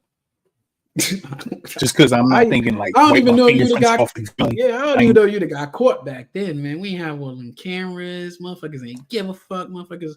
It was snitches back then. We just ain't know it was as many snitches as it is now. Yeah, because they ain't have social media and all that shit. But I don't think the cops gave a fuck back then. Well, you got to think they was looking out for more drugs. Now the TNT. Remember they had different drinks. They had the TNT that come for drugs, and they had the gun boys. Remember they had to make a gun squad in the Bronx, in New York, where all they search for guns. If they catch you with drugs and shit, they'll let you go. But if you had guns, they'll tell you, I'm just looking for guns and shit. Because I remember then they had a gang unit.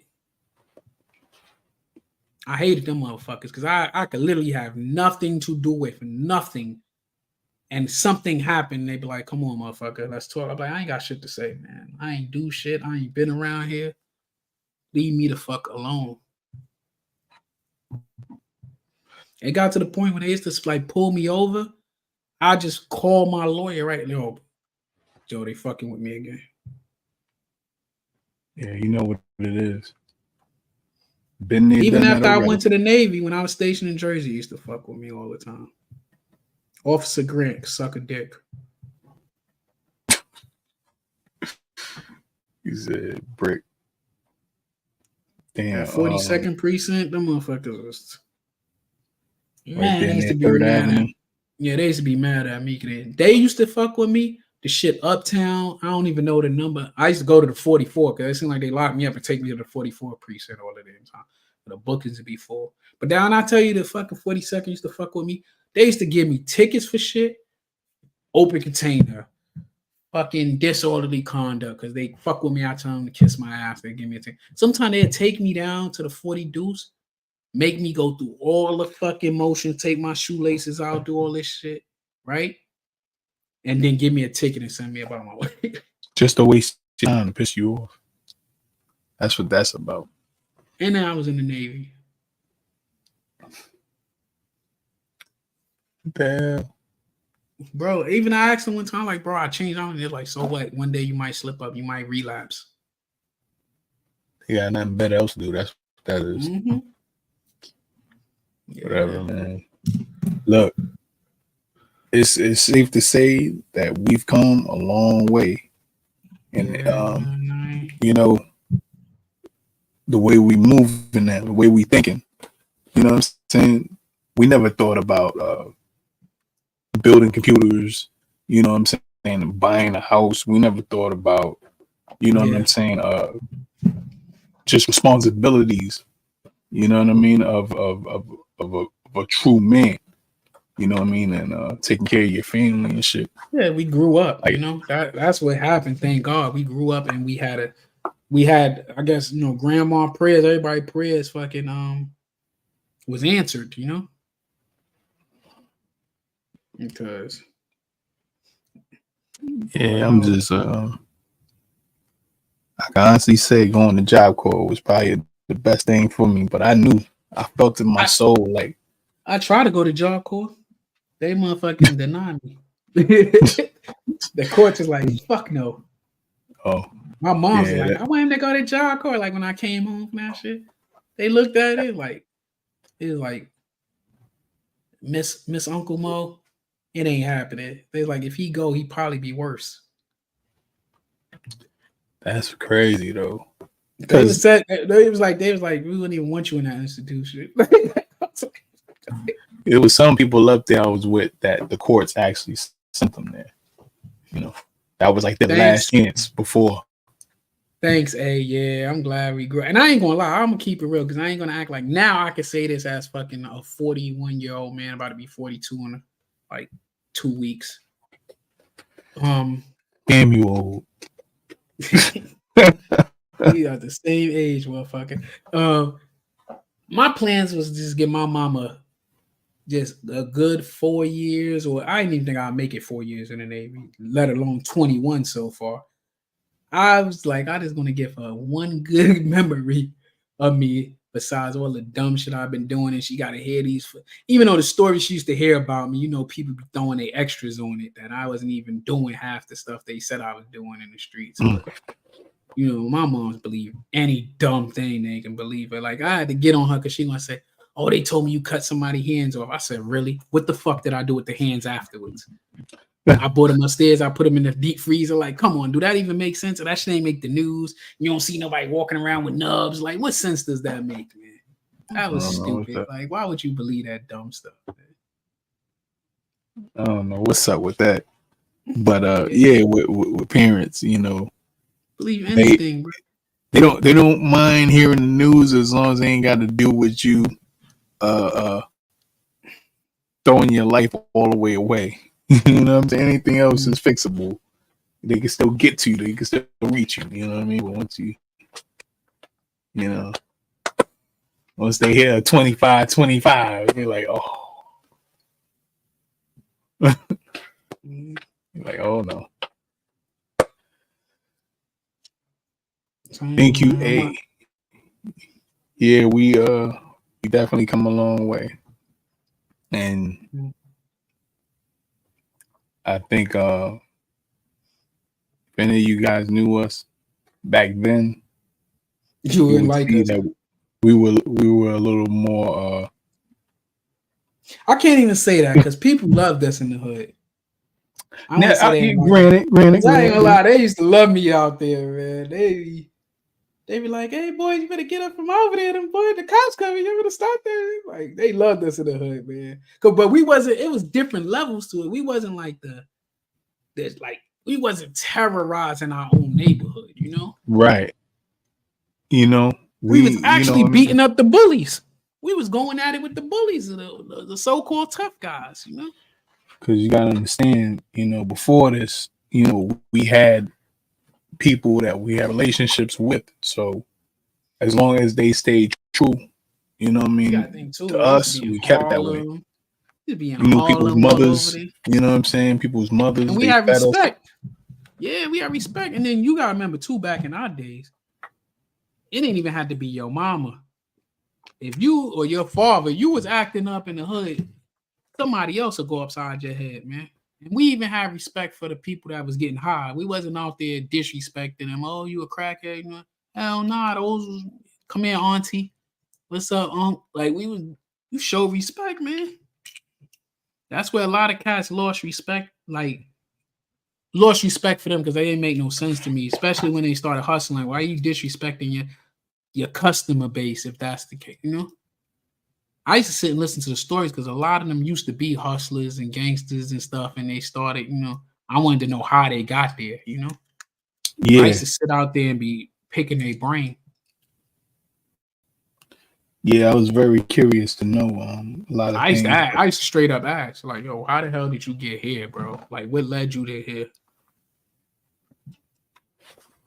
But you gotta think too, drugs was different to them. That shit was experimental to them. That's why cats now be like, yo, you should know better now because you've seen the effects of that shit through the years, Unless it's some new shit you fucking with, but crack and shit, you seen what crack did over the last 30 years, I seen what bass does. And that's the same shit. Because I remember, I'll never forget that smell. It's a funk.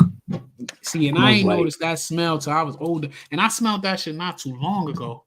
I was somewhere and I don't know where I was at. Like I was walking through something. I was like, I ain't smell this shit in years. And I'm like, this smell like crack. I remember the first time I smelled that shit. I was older. Like when I say older, I was probably like 19, 20. And I went to go get some money from fucking this lady that owed me money. And I walked in my apartment. I'm like, what the fuck? And my eyes started running. I just grabbed my shirt and like, nah, come outside and give me my fucking money. Yeah, it's a real thick smoke. Yeah, different kind of smell, but yeah.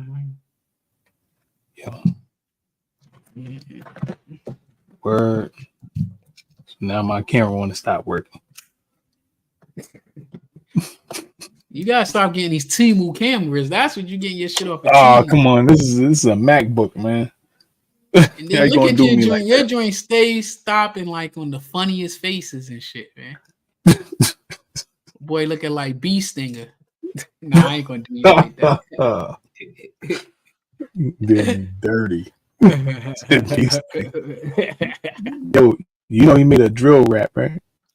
He shouldn't be rapping. Nobody want to hear his old ass rapping, bro. You don't want to hear it either. I don't want to hear nobody from Zulu. I don't want to hear none of these motherfuckers are 65 years old, bro. 55. Nobody want this. Don't rap, bro. Go be a grandfather, a great grandfather. What you doing rapping? That's like me talking. I'm gonna be a rapper at 40 something, man. If I ain't do that shit 10, 20 years ago, I don't need to be doing it now. Well, hey, don't be surprised. You see Jay-Z come out with his next album. Jay-Z been it for the last 20, 30 years. I can see that. He's gonna be on his daughter's album. He's an icon. I can see that. But me starting out? Nah, come on, man. Yeah. Who I'm gonna collab with? Sexy Red and NBA Youngboy? Come on, man.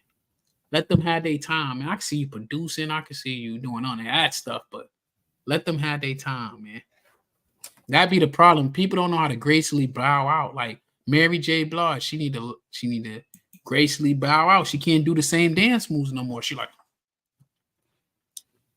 can't do. Well, yeah, See, that's that. She need to get some of them collagen peptides. Man, she get need to sit her old ass what's that, down. the She got krill oil, arthritis, man. None of that lubricate them shit work. joints. None of that shit work. I tried all that shit. They say you need knee surgery, man. You see what Dr. But if Sebi you had the collagen, you wouldn't need it though. Before that, yeah, if I had too late collagen, now. I took all that shit, man. I did all that shit. Yeah. So yeah, My I do kidneys up agree. and everything. Yeah, I a do lot agree of with people that. know how to age gracefully. I mean, they be killing her by her acting on Power, but I think she decent. Yeah, I don't think she did I'm that. telling you, they told me I need a Worse knee than that. replacement. I got this brace upstairs. That joint from like my thigh to my ankle. My knee I would really have hurt never in the thought. winter. I would have never thought you would need But remember, So I I remember told back. my ACL, my MCL, my meniscus. I remember back in the day, you was trying to get me to we used to go at it. You was like, yeah, you weak in the legs, man. You gotta get your legs strong. Because you was mad short, so you be trying to like pick me up and shit, like, you know what I mean, scoop me. I'm like, oh, word. Remember that time I fucked Marcus up on 168? We was up there thinking he thought he could do it. We was wrestling. That's why I was talking that leg. I scooped his ass up, slammed him. Yeah, you had a lot of times people underestimated you because before you got that height on you. You know what I'm saying? Remember, I had all those cousins. We used to fight all the time. Me and Antoine used to fight every day, bro. We come to my grandmother's house, this motherfucker this. And we be going at it and shit. They be like, yo, Catholic school boy, you this. We always used to go at it. Now I'm bigger than him.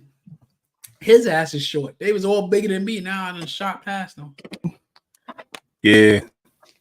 I think when I noticed you got some height on you when I came to visit Job Corps.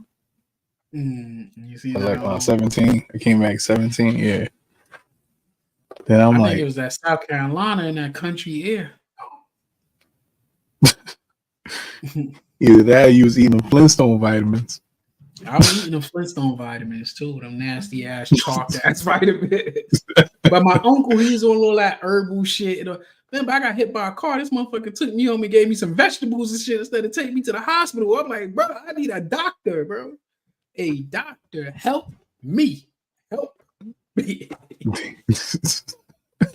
My mom was pissed off. This motherfucker took me home and gave me fruits. This guy gave me peaches and shit. Oh, man. My mom took me to the hospital and shit. I was all fucked up. I was straight up right there on 167. The boys were that was crazy because remember they was working on the street. So not only did I get hit by a car, I fell in the damn manhole after that shit.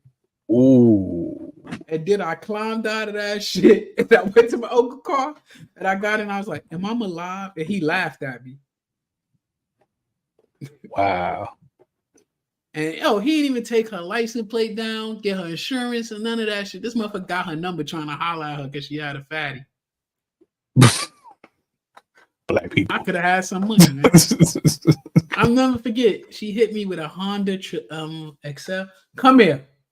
Come here, come here, come here. What you say? Don't come all the way to the camera because you ain't got. Let me see something. Come right here. Come here. Why are you up? You ain't on the camera. Wave. Why are you up? You see the time? What's that, little man? What time it is? 11:29. Jeez, Louise. Oh, I was sleepy. You wasn't sleepy. You took a nap? No. So you've been up since this morning? No, I was sleepy. You had to take a nap earlier. What is your sister doing? She sleep? Yeah. So we the only two up? Yeah, we need to. All right. You know, next week, school start. We got your open house tomorrow, so. Oh, so you gotta get some Z's. Back in the afternoon, and I'm gonna telework tomorrow. Hey, I thought you was tired after karate. Now you jumping around. We get in the car. He's like, man, I'm tired. Oh, Yo, I could take a sandwich right now from like you're gonna have to question Jersey him Mike. now. What? Like if he get the kids meal with the Coca-Cola, that's gonna keep him up. You know what I'm saying? He Are you had sure? steak for dinner. Rice. But that's good. Yeah. But I'm telling you, his energy be on another level. I be like, God. But usually he be knocked out. He don't be playing around. 8 o'clock, he out. But he wakes up no matter what time he go to bed. This dude be up the crack of dawn. I tell you, this dog is like a cat, man. He go inside the crate to piss on the weenie pet. You better not do no dumb shit. Yeah, I just realized I got my avatar on here. You got your app? No, it just went to that shit. Maybe if you click on the camera now, that shit might work. Yeah, might. You don't look like Bee Stinger. Let's see what it's gonna do. You sure you got a Mac? How they spell Mac on your shit? M-A-C-K? You ain't got a peach on your shit?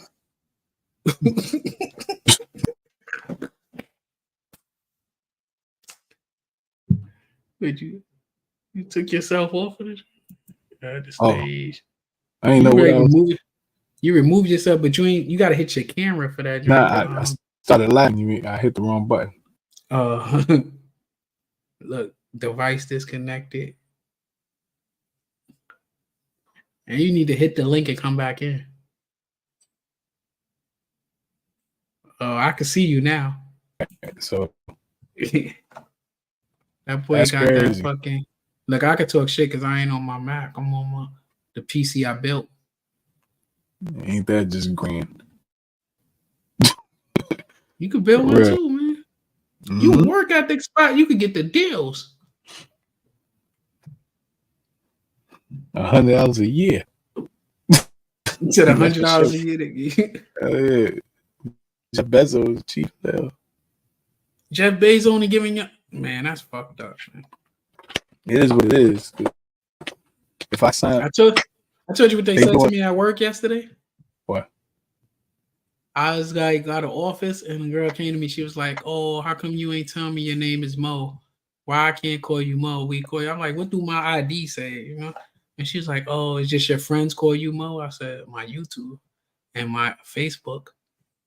I said, "Either or, it don't matter to me." I said, "If you can't pronounce my name right, I'd rather you say Mo than to mess up my name, or just call me by my last name." They hear Mo, they like, "You from the Bronx, ain't you?" Nah, they don't be saying that shit. They be thinking my name is Maurice. Is that short for Maurice? Dummy, you see, especially here, I gotta wear a badge with my name on that shit, big as hell. And I'm like, do it say Maurice right here? But I've been in so long, like when I be doing the trouble calls now, I would call, like I didn't have like access, so I call people, I read that shit on somebody else, and they know who I am and shit, so I can't even talk shit. Or they be like, "Chief, I was gonna email you. I had a question for you." Okay. Like they was in the middle of inspection, so I was telling them what to do. I said, "This is how you gotta do. You gotta play with their ego, bro." I said, when they start talking, be like, "Man, this been really hard on me. How would you do it?" Like act like you care so much. I took 0 hits, but people say this girl's out conceited because she was like, as soon as I see Jay Freezy was there, how I finessed that Drake, because he was like, he was laughing at me because she was looking at, she was going through the system, and then you're supposed to have like a compliance plan, right? And she was like, "Do your compliance plan got this one?" All I did was download exactly what she was looking at in Excel. So of course my shit is gonna match because it's the same shit. And then I changed it. So I'm doing it. So then Welsh turned around and he looked at me. So then they ain't say that. So then after she left, he was like, "She was so busy smiling in your face, ain't even realize that you was reading the same shit."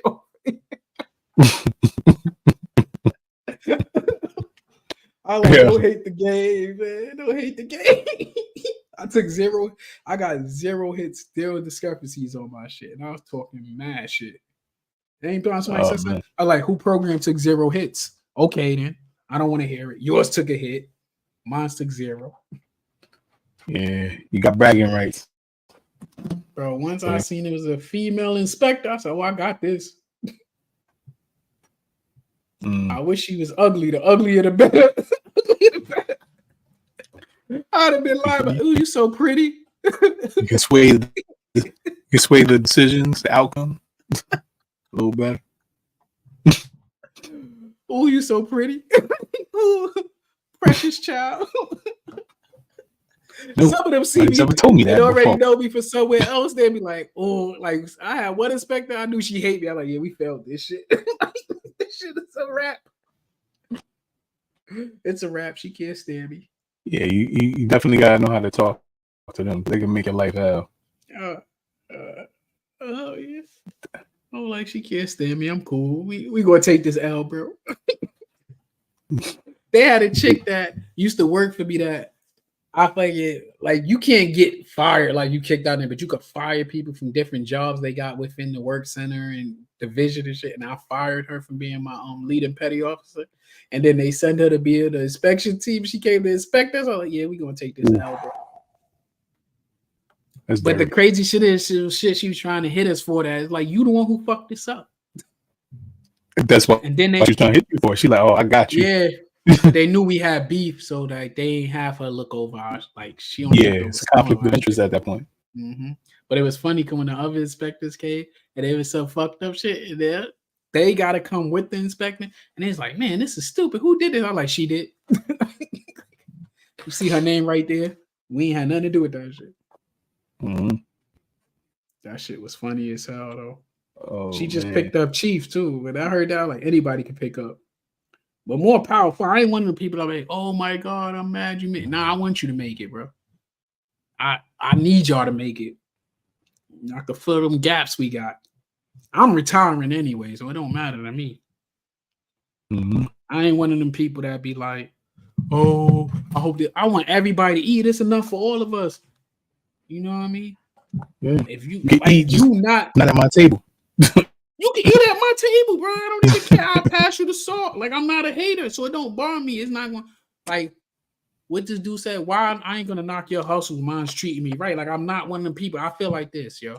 I would rather you eat and be successful because hopefully whatever your discrepancy is, your hate, that malice in your heart, hopefully you starting to see something to take it out of you, bro. And if not, oh, well, like, one thing my mom's always say, if you're going to dig one grave, dig two. Because when you wishing and putting like hate and wishing on somebody downfall, that shit is coming. Yeah, I told you, I don't believe in karma, but I do believe in the law of attraction. So if you just throwing that negative shit in the air all the time, it's going to come back on you. Like I said, right. If you playing in the fucking mud, you're going to get dirty. That's why I don't even, fuck you, yo. Oh, I don't like you. Okay, cool. Thank you. Yeah. I wish you the best, man. You can hate me. I'll show love to you, man. Because some people never had an example on how to be dealt, how to be a man, how to be a woman, that they need to see examples of a real adult, a real man, a real human being, whatever you identify, a real person on that shit. I agree. No, I agree. Because had I seen a lot of these examples of people that were actually doing it the proper way, getting ahead in life, I would have followed that. But there wasn't too many of those examples around, so I had to go with I see the majority doing. That was my example. You know what I'm saying? So yeah, I mean, I feel we had. There wasn't too many horses leading me to water. I feel like I had a lot of good. Yeah, because you lead the horse to water, motherfucker. Hey, look. I feel we had good examples in the hood or what the I feel everybody should have a mentor, and you should have two mentors. One to show you what to do, and one that you could look at to know what not to do. You know what I mean? One that you could look at this motherfucker to be like, not even good at evil, because it just might not be working. There's some cats that just can't get right. There's some cats that was made to like, they ain't supposed to be the number one. And that's what be like, I remember me and his chaplain was talking on deployment, like back back, like I think 2011, 2012, I was on deployment, and we was talking, and he said some real shit. He said a lot of people are unsuccessful because they don't want to play their natural position. Like, you could be on a football team and it's 11 players on the field, and some people got to be cornerback, some people got to be a tight end, some people the defensive line, and they could be the best, sometimes even the greatest of all time if they play that natural position that God wanted them at, but yet everybody want to be the quarterback. Everybody want to be the star player when you could probably be the best six man and you the star in your own right, you know? And I looked at that and took that metaphor in like, yo, I could be the best Mo White, but if I'm trying to be Solesoundz, I could be the best copy of that shit. I might live up to be number 2 in that aspect when I could have been the greatest of all time being myself, you know? Right. I totally agree with that analogy. And a lot of people don't see that shit. Right. Don't be something you're not. Yeah, it will work. Like, you might be stunting yourself at that shit. Like, let's keep it real. Coming up, I was nice at football, but I was sticks and bones. I would have fucking died one sack. You know, I would have been, but I was quick. I was athletic. I was good at that shit. But I had to pivot to basketball and realize everybody wanted to be the point guard back there. I was better as a shooting guard because I wasn't tall enough to be a small forward, and our handles wasn't nice enough to be the point guard. But I could shoot my ass off at, you know, get my layup in and shit. But everybody, that's like when you look at the NBA now, everybody want to be like Steph Curry. Everybody want to shoot threes now. They have an open layup there and run to shoot a three. When look at Carmelo. Carmelo's one of the greatest scorers because he killed the mid-range, you know? It's a lot of cats they great at. Like Steph Curry is the greatest dude because that's his game. He's greatest on the outside. That's his game. Carmelo was better on the inside. Yeah, but Carmelo was good at what he was doing. Like, he didn't need to be LeBron. The problem is everybody sees something, they be successful. Everybody want to copy and mimic that joint. Like, I don't think LeBron is the greatest at all. I think he's trying to be. He didn't surpass Kobe, but Kobe got that smudge on him because of that incident he had, you know? And LeBron he's good. He's a great player, but he's not the greatest of all time. No, of course you're going to beat any statistical record when you're doing it longer than anybody else. Right. If I was in the NBA for 25 years and I'm a role player and I put up steady numbers, I'm going to beat everybody else over time because you're beating Jordan numbers. Jordan did it in 10 years. You did this shit in 22. Who's really more? Who's more efficient? Who's really more? And he took time off in between. Kobe in his 20 years, he actually took off some time. He was injured. You did this shit. He was the man, and he did it all at one spot. LeBron, you jumping around, you putting teams together, all that shit. Like, it's null and void after a while, you know? Like, you're the greatest businessman that came out of that shit. You're the greatest father because you put your son in position, but you're not the greatest Laker. You're not the greatest Cavalier. You're not the greatest Heat, you know. You're right now in this time frame, you're the greatest Nike spokesman, but nobody's fucking standing online and going crazy for LeBron sneakers like they did Jordan. It's more hype for Yeezys than LeBron's, you know, like Kobe's, you know, like it's so much more that he could have did for the game of basketball than what you did. But, you know, it is what it is. I respect his hustle off the court, you know. I think I don't think he has real sportsmanship. I think he gained it now, but coming up, he ain't have real. So he had poor sportsmanship. He didn't care for the fans like that. He's a me person. Even what he doing to his son, having him come out there, that's a me thing, bro. Son's trash, bro. Not as a person, but as a basketball player. He averaged 4 points a goddamn game, bro. You know, I think he's a good kid, and I think that he would have been better if he ain't have to be under the shadow of his pops, because he's gonna live up to something that he not gonna live up to. His little brother's gonna be nice if he keep on his same trajectory that he's on, because he got the physical tools and but he also got the luxury of he's not in the spotlight right now, so he's getting to really just ball out and be a kid and do his thing, you know? And I feel like his youngest son, that's what he want to do. Like if you look at Carmelo's son, you could tell he wants to be a baller, bro. He got that feistiness, that New York mentality, us playing street ball. This dude ain't got that shit. Bronny don't even. He look like, man, I know I'm on the team. He got ain't nothing. I made it already, you know. Yeah, he's more entitled. Yeah, he's he like, feel like a daisy, like yo, Oh, or he that's might better. like he's more like he cares more about playing fucking Call of Duty than being in the Lakers, man. The kid, he was out Like, I'm there. already lit. What I need to Yeah, do he this for put you? up 0 points, but he up there playing in goddamn video game tournaments out there. But they gave him $8 million, so I say that's the best father of the year. I set my son up to be set. I'm good. My family set for life, you know. Oh yeah, like you're 18, you got money. Yeah, so you I need to learn respect how to that. keep making money. Yeah, you just gotta hope he don't be like some of these kids, man. That because you know when you hand it to these cats, they don't know how to keep it and know how to cherish it and respect it. You know. Right. Start balling too much out of control. You back to They just school make one. stupid decisions. If you read that book, Rich Dad Poor Dad, it breaks it down. It You actually know what? explains a lot. Like, oh yeah, it makes sense. Trading your time, trading money for time, so that Not even that, because long run you make everything money. is. Yeah, I mean, it's always going to trade money for time, no matter what. Even we sit here on YouTube, we sat here for 2 hours, we monetize, we still trading money for time. But like when you do it with the Rich Dad Poor Dad, it's the certain things that is instills in you that you don't even realize you're doing it. Like think about how we came up. We had different instincts growing up in the Bronx than our kids have growing up here in the suburbs.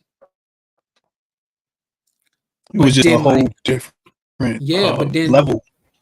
yeah, Like- but it's stuff that they're gonna do from growing up in the suburbs and have better habits than me and you have because they was raised up in it that subconsciously they already know. And then like growing up in our time, going to college was like, wow, you went to college? I'm the first in my family to go. Now that's like I'm going to college. What school am I going to? Like that's the natural progression. Like money things, like cash, like they know how to manage their shit. They know how to do electronics. They know how to do naturally doing. It's when like I would use Trump as an example.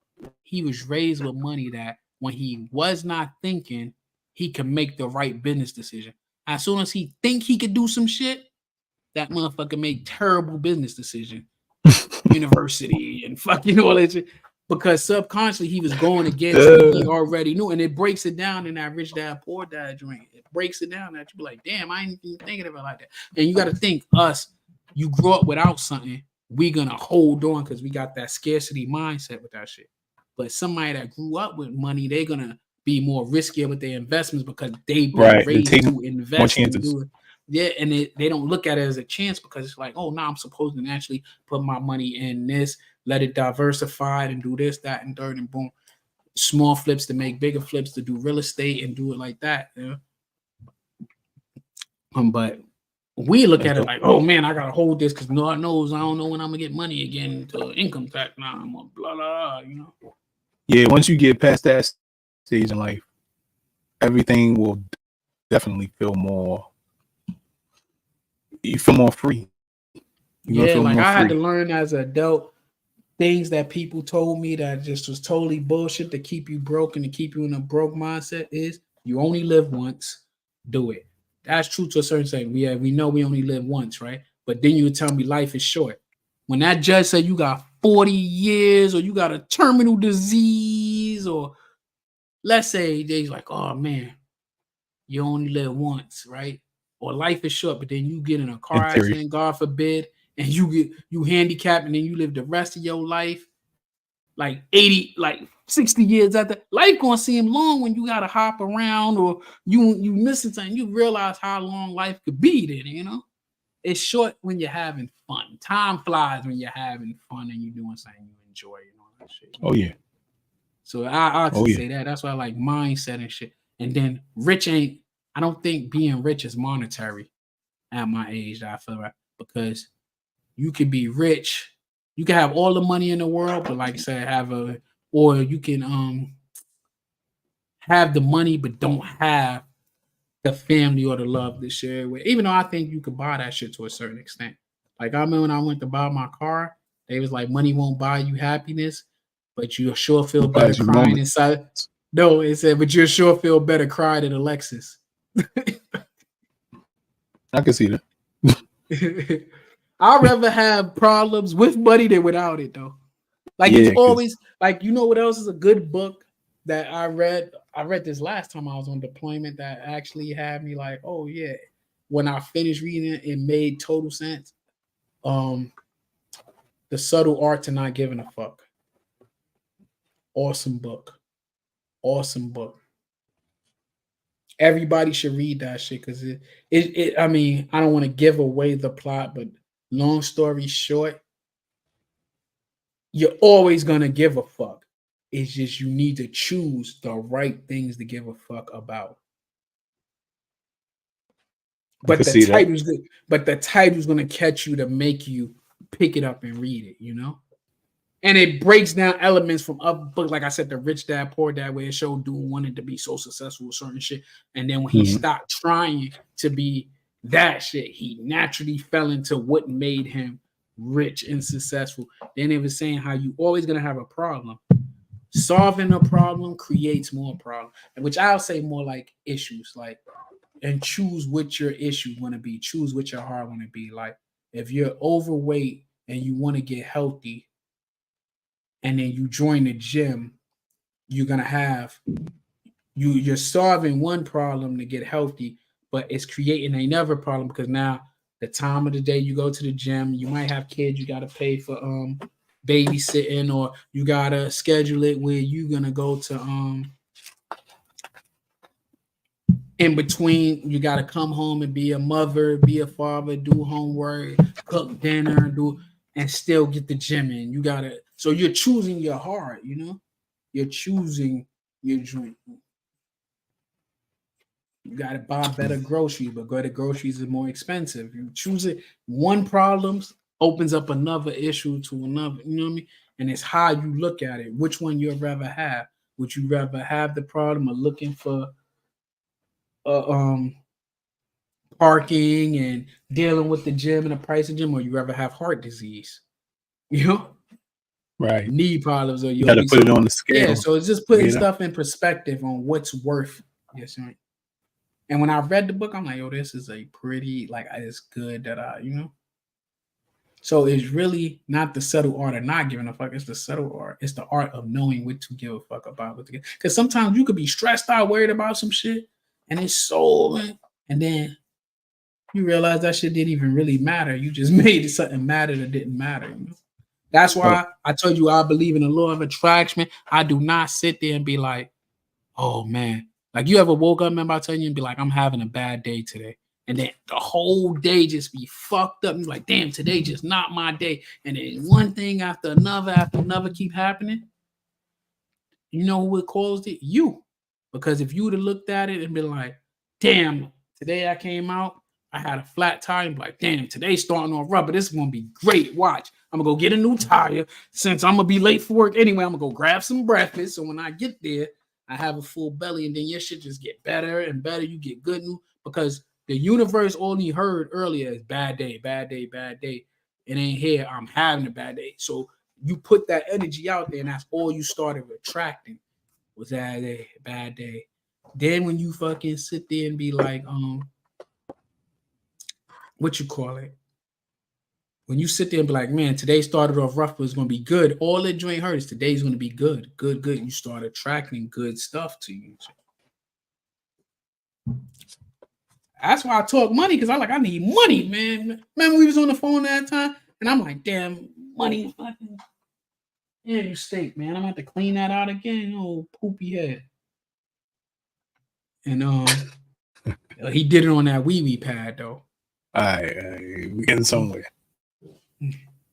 Getting somewhere. You bark at me, we gonna fight, and you don't want to fight, bro. You want to fight? Yeah. He about to fight his own tail. But yeah. Don't make a mountain out of a molehill. You know what I'm saying? Sometimes you gotta know how to defeat that molehill. But remember, I was sitting there crying. Remember my travel claim? They fucked that shit up where they supposed to pay me for that shit, and they wound up saying I owe them almost $5,000. You know, it got straightened out. But remember, I was like, I ain't even sweating. I know it's gonna get straightened. But then I was like, with the computer shit, I was like, I need some money. Shit is fucked up. I'm gonna get some money. It's gonna come some. Then when we talking, I'm like, oh shit, there's money in my account. Where the hell did this come from? And it was them fixing the travel, and it's still jacked up, but it was enough to get me the computer and the braces. It really was enough to get her braces, you know. That's where it really went in. I got it, but it went straight into her mouth. Oh, Still was a blessing. yeah, I got it, and I gave it to my kids and shit. Well, my kid. There you go. Yeah, Hey, that's true, man. That's definitely an inspiration to remind yourself to think that way. My man, it's almost midnight and you sitting here barking. You about to be in the backyard, man. And you stink. I'm gonna have to clean this all right. That shit fucking with me. Yeah. It's all good. I know you gotta clean that up. You know what I'm saying? I gotta get up early in the morning. Get myself together. I gotta get up at 5. And it's crazy because like I said, I'm a telework, but you know, they can see I'm online. And then they gotta be like, how we looking at each other in the camera, that's how you looking. So what, they monitoring you all day long? Even when you off? Even when you telework, so you gotta go online and muster. So even when I be like, oh, I gotta get up at 5 in the morning, I get up, muster and that shit, and then I go to work like 2-3 hours later. It all depends on the meeting, but they not expecting you gotta be in the building before 9 o'clock or by 9 o'clock. But you gotta be mustered on the computer shit before 9 o'clock. Okay. Like I gotta muster 3 different places. I gotta go on WhatsApp. I gotta do like a whole bunch of shit, bro. Yeah. Chat and all that. Whatever. Yeah, WhatsApp, we do that shit. Then we do it on the military website. And then sometimes it'll pop like you gotta do training and you gotta go do that shit. And then I mean it's cool. I like it way better than I could be on deployment. Right now, if I was at my old spot, I'd be on the boat right now out to sea. I would have already been out there for a month. Yeah. It feels good to actually then come home for 3 weeks to go back out for 10 months. So I'm happy I ain't got to worry about that. Look at it. This dude is literally sitting here fighting his fucking. This dog is sitting here fighting himself. He's fighting his foot like it's another dog. Done kicked himself like his foot is fighting back, and he's trying to bite and kill himself. Like, yeah, I mean he's learning himself. You know, like with males or just kids, they learn their bodies. They're like, oh, what's this? Oh, that hurt. Okay, that's all that is. Still puppy, so it's a kid. Yeah, I mean, I'm trying to remember how many weeks he is. I think he's only. He was 8. He might be 9 weeks now. I know he only. What is he? I think he only like 4 months. No, he's not even 4 months. I think he only like 2 months. When they bought him here at 5 weeks, now it's in July. He's flipping out. Yeah, I was pissed off, man. I don't want no fuck. What in the world? Yeah, just wake up and this shit is here. He's not even old enough to be fed. Oh, you're welcome, You welcome. Hey, this dude is really sitting here like entertaining himself. Yeah. He bite everybody in here except for me. He bite me, I'm biting him back. You learning that you're the dominant figure in the house. Oh yeah, he know. That's what it is. But lazy as hell. He do not want to go for a walk. That's why I be walking his ass. Like if I walk him, I'm walking this motherfucker 2-3 miles. He be come back here. He sleep the rest of the day. And in the backyard, I just let him run loose. If I'm bored, I chase him with the blower. Him just hearing the noise, he'd be out. I chase him around, just pressing the button, and he hear the noise and be like. I do the same thing with the vacuum. Yeah, it's like doing it the vacuum. Yeah. I'm telling him, he wouldn't even come off the patio. He was sitting on that patio like, I ain't going in the grass. If I do that, I'll make him run up and down, and that way he can get, I kind of be wanting him to like piss out there so that them other animals that smell that he there and they want to keep away, like the damn snakes and shit, Sometimes. A lot of times, like if a dog smells another dog, they'll piss I ain't too. worried about that. Yeah, I've seen that, but I'm talking about like snakes and shit like that. They'll stay away. Cause they know they can get chewed up. I don't like snakes. Yeah, keep the grass low. Yeah, this shit been growing though. I need to cut it tomorrow. I just did the front. I did the parts that if they come around, that they'll give you a ticket, they can see that. Yeah. That shit is good. I did the front. I had to do the back gate behind that gate. Like, I just did all that today. yeah, I told you yesterday I did it because I just cut the lights on the lawnmower and I did it's electric, so it wasn't too loud. My neighbor was looking at me like, "You wait till goddamn 8 o'clock that night to cut the grass." Like, it's like 100 degrees. What do you care? I'm not disturbing you. What I think this is. for you? Oh shit. You don't want these problems, bro.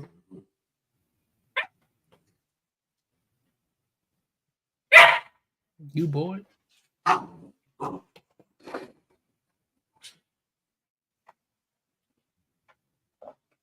You bored?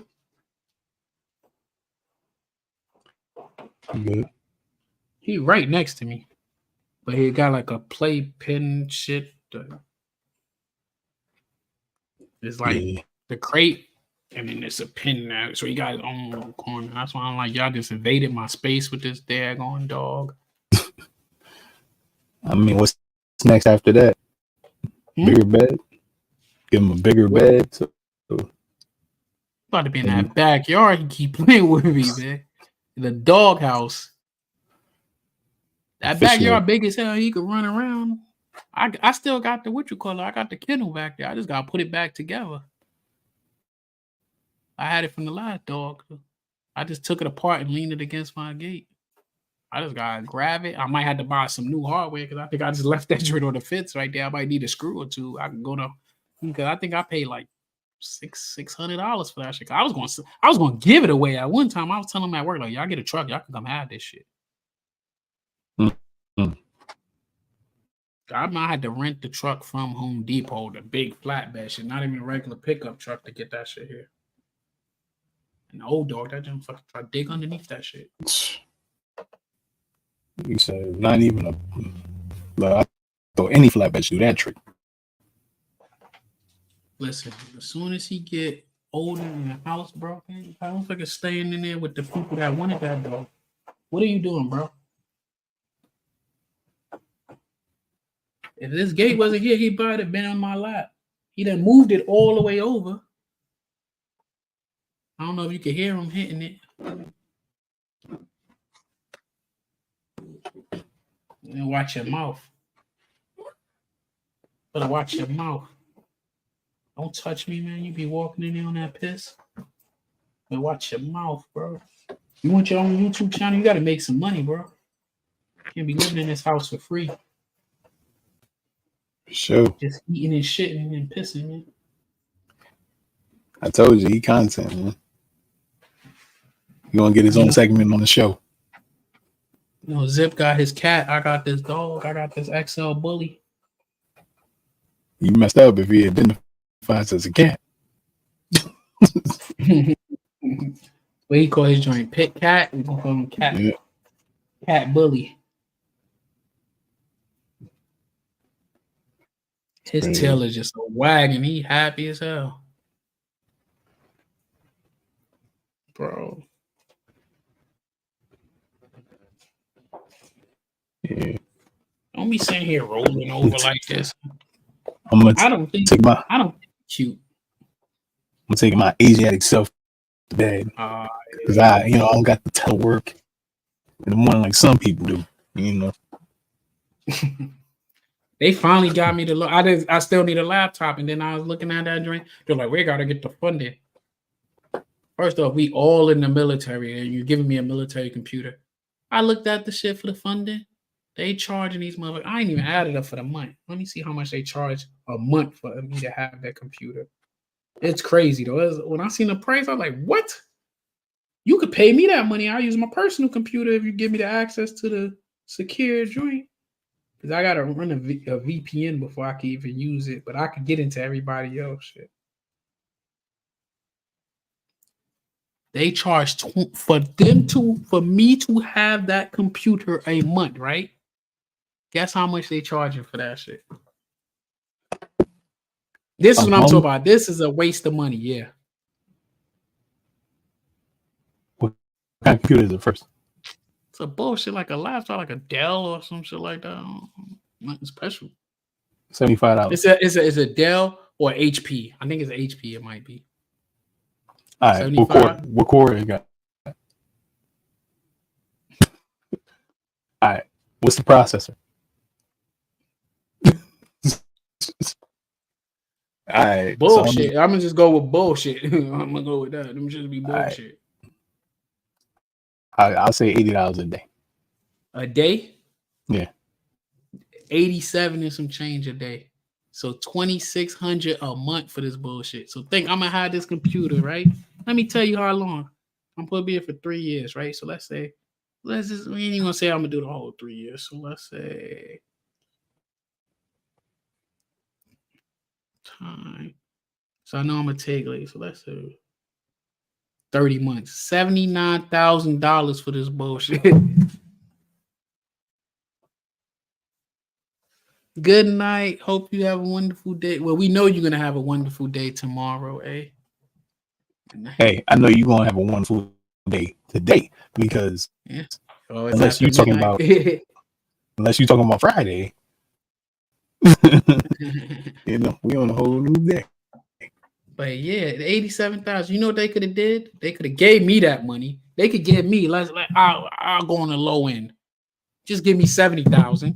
I could take 9,000 and buy the best fucking computer ever at that time. Yeah, I don't know what's a waste of money. Or they probably could have gave you a better performing one, but I don't give a fuck about the performance, motherfucker. Give me the money. I ain't my personal computer. I can't do the things I want to do. I couldn't get on there and do this. Yeah, that's true. The hell? That's why today, like we had when girl, she had a baby, so she gonna be out for 84 days, right? You get 12 weeks or whatever. Right? Somebody's like, man, you could probably go pick up her computer. This girl said it best. She said, damn, she said the military is so fucked that this girl just had her guts come out of her. And y'all talking about we could go take her computer so we could do more work here. I said, I ain't going to get the computer. I don't care about that computer. I said, that is fucked up. I'm gonna go, oh, congratulations. Can I get your computer for work? Like, you ain't gonna need it. No. I need to log on there Friday because I can't even see the email. They made me a new email that's not connected to my main email that I can't see it unless I'm on one and I have a computer. And because if I do get it, I get to I could pick it up at the base that's close by me. If not, the guy only work once a week. What's up? Can you muster ahead of time? No, how much ahead of time do they let you muster? So you don't gotta worry about doing that step. No, you got to do it the same day. So, like, I think 5 o'clock. You start 5 in the morning. No, like this time they know I'm not at work. It's going to save the time I did it. Okay. You know what I'm saying? So if I say it now, I'm like, motherfucker. And then, like I said, everything is a badge that you got to get to each section because it's a secure facility. So they could tell that I ain't at work because it ain't logged me in the building. I got you, man. So as long as you Like I always, even though I do the like early shit at 5, I don't go on there to say like I'm at work until like 6, 7. Some shit that they could be like, yeah, he probably was at work, even though they know I'm not. I'm not at work. It ain't like a secret that we're not there, you know. But even when I log on, if like tomorrow, if I be like I'm gonna telework, I will put telework, and I got the school shit. I will put going to. I got an appointment from this time. So don't expect me to be answering trouble tickets or doing anything or Zoom calls and Teams. Cause we got Microsoft Teams. We do all that shit. Because it's different facilities that it ain't just this area of Virginia. It's down south.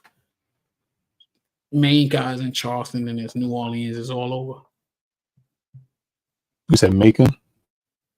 Would you say Macon?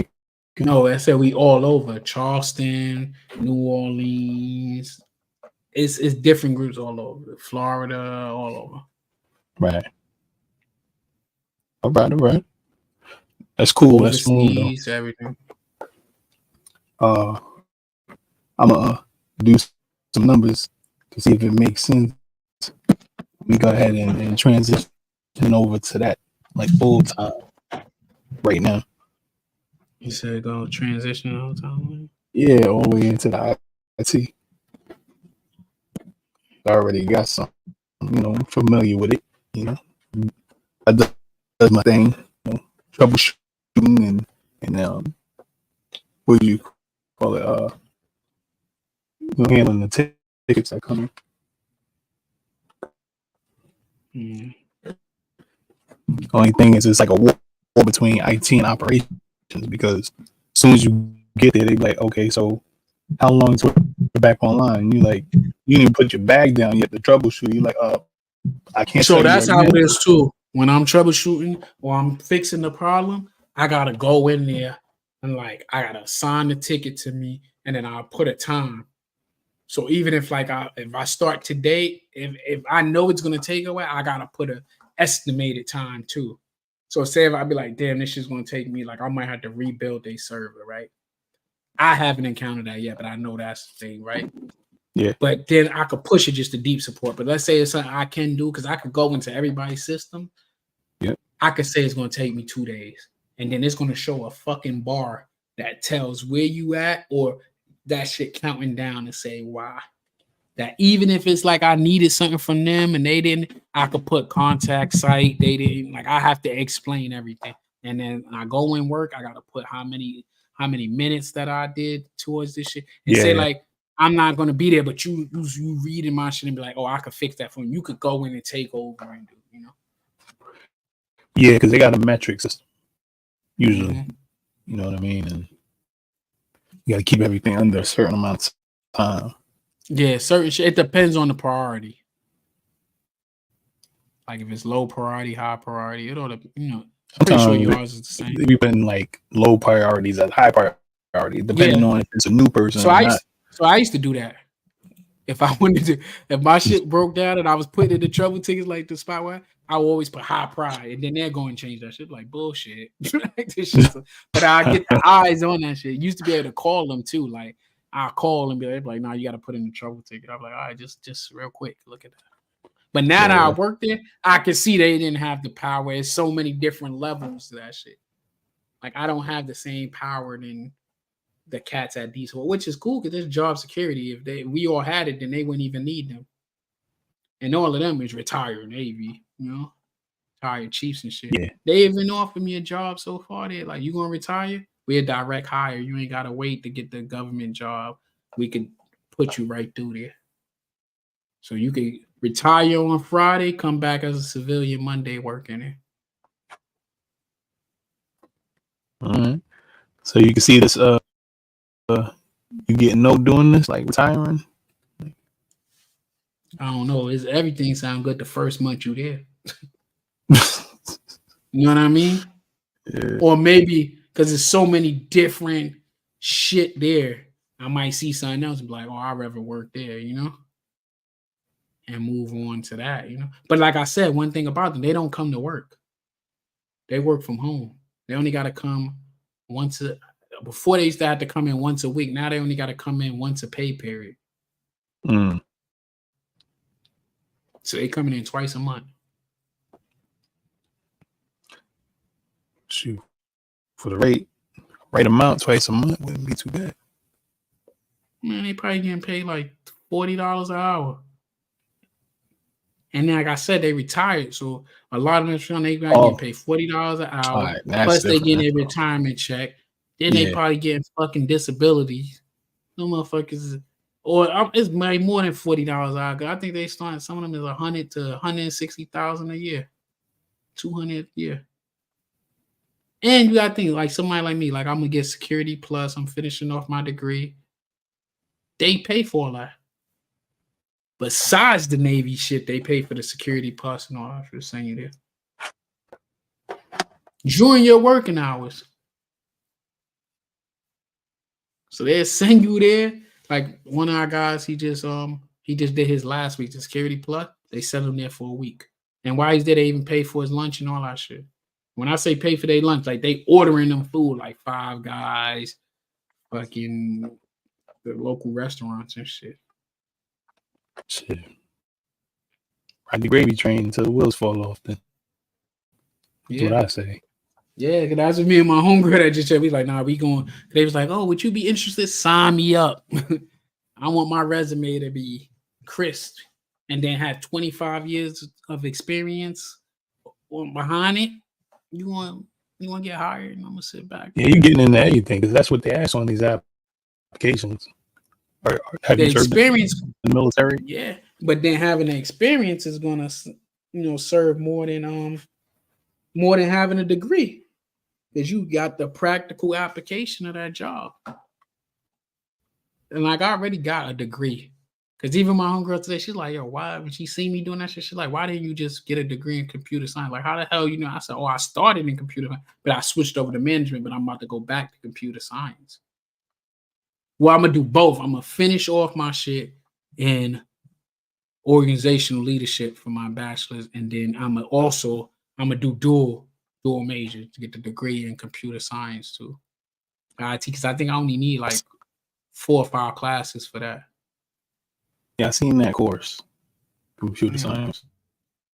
The only bad part is like I got a lot of that shit so long ago. That shit, a lot of things they don't tell you is your college credits do expire. What? Yeah.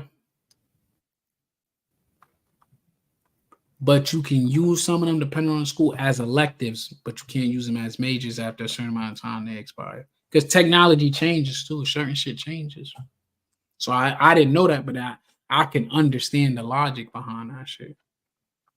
But they'll use it as an elective for not, the major one.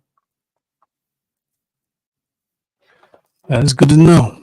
Like even when I went to Florida for this last school, I got college credits for the school that I was in towards IT and shit like that, and data analyst and system administrator. That's what I was going to do. Get the data analyst. Associate credits towards 18 associate credits. Mm-hmm. We could talk. I could get you associates like this semester. Depending on, I just got to see how much credit you already. How many credits you already got? I don't got. Look, I'm starting the process. I'm looking at the classes that offer it. You ain't got none at all. You never did no college, right? Nah, this is new. Just trade school. I'm taking advantage of the opportunities that this place offers you. Mm-hmm. You go to school for free. I thought you took some already because I know a school for adult learners that if you're close by, you could just tell you, all right, because some of them, if you got a social, like you going for your associate, they might only take in transferring like 30 credits, like half the degree from another school. Then some would take 40, but then some that they'd be like, hey, if you did it, all you got to do is take like a couple of class, like 3 classes with them, and that is suffice. They register, and then boom. So what it sounds like is once I'm towards the end of that, I need to contact you back. Get on that. Yeah, and then you can have 2 degrees because you just got to get that one first. Because like me, I wouldn't be eligible because I already had a degree, so I couldn't go like piggyback. It's like to help adult learners get back in the workspace or to get advancements in their career that they in, but the not having a degree held them back. So you could do alternative, because it's alternative ways to earn credits without actually going to school. Like you could do your shit online through CLEP, Sophia, Study.com, Straya. They call it degree hacking, where it's cheap, you save money because you're paying for these alternatives. Like I did Sophia, I did probably like 60 credits on Sophia just because during the pandemic, they had it free.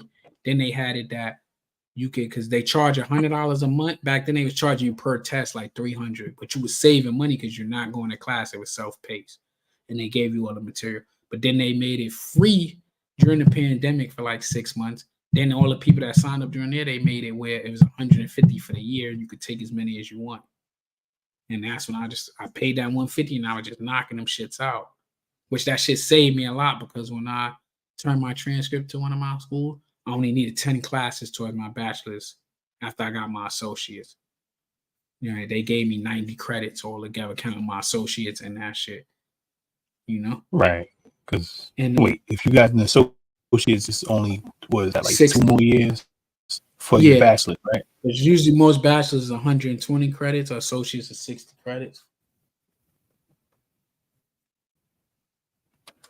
So that's my drain. I'm gonna knock that whole pamphlet to look through. Yeah, and I tell you, because I can help you. Like, say even you go through that pamphlet, they like, oh, you could take fucking these classes and you could CLEP them and all that shit. Hit me up. I'll show you how to do that shit through Sophia or CLEP or whatever. And even if it's $100 a month, it's unlimited for that month. So say if you like, to speed up the process, I'm gonna do it for the month and spend that $100, right? You might could knock out, like, you're a working man, so I ain't, let's be so realistic, but you could listen to that shit and knock some shit out on your phone. You could probably in that month, I say the lowest somebody should be able to do is 5 classes. Easy. That's 15, That's 15 credits right there. That's 1/4 of a degree right there. And I feel is the bare minimum you can knock out with not trying hard, not being exhausted, because you can on the weekend literally knock out 2 to 3 classes. That's cool. Because that's what I used to do online when I used to study for something.